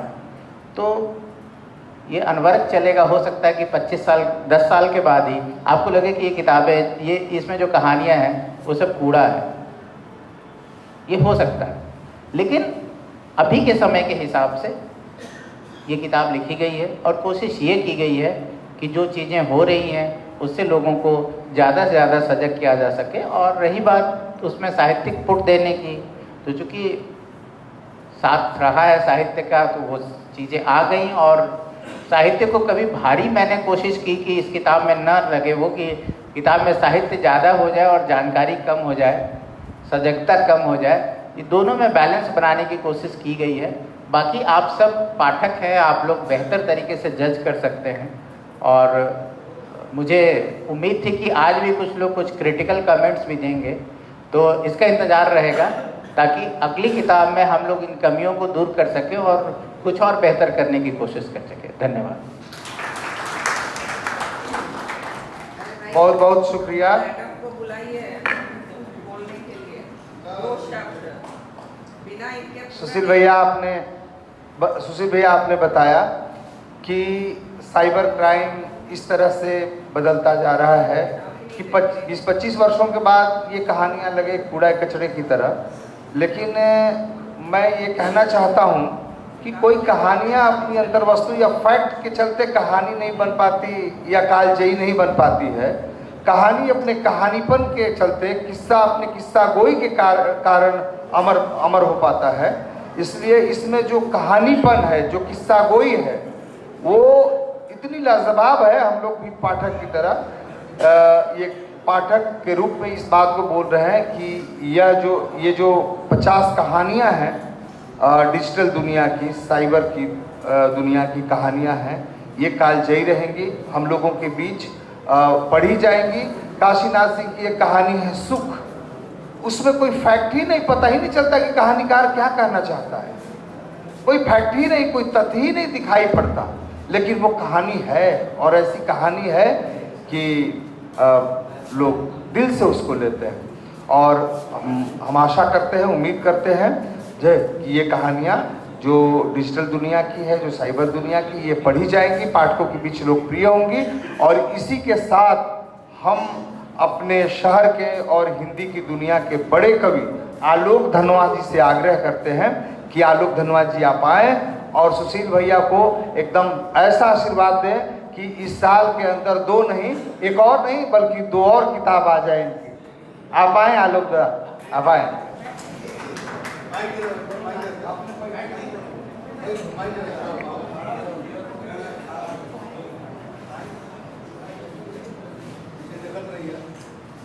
देखिए, हमारी उम्र तो खटाते हैं लोग, जो हमारे हमसे प्यार करने वाले लोग हैं, वो कहेंगे ना ना ना, ये तो 71 के उम्र तो ज़्यादा हो गई, और after 1 year I am going to cross 80। तो नहीं है सर, है नहीं है। हाँ, तो ये है कि इस किताब का मैं स्वागत करता हूँ। और जो सुशील जी हैं, सुशील कुमार जी हमारे पारिवारिक हैं और मधवाला भी हमारी पारिवारिक हैं। इन लोगों की शादी में जो चौपड़ बना, उसमें हमारा भी हाथ था। पता नहीं चौपड़ का मतलब लोग समझते हैं या नहीं, तो अच्छी बात है। और जितनी बातें यहाँ वक्ताओं ने की, उसके बाद बहुत ज़्यादा बोलने की ज़रूरत नहीं है। लेकिन ये ज़रूर है कि दुनिया जब से आई और दुनिया ने जब से एक दूसरे के साथ कम्युनिकेशन पैदा किया,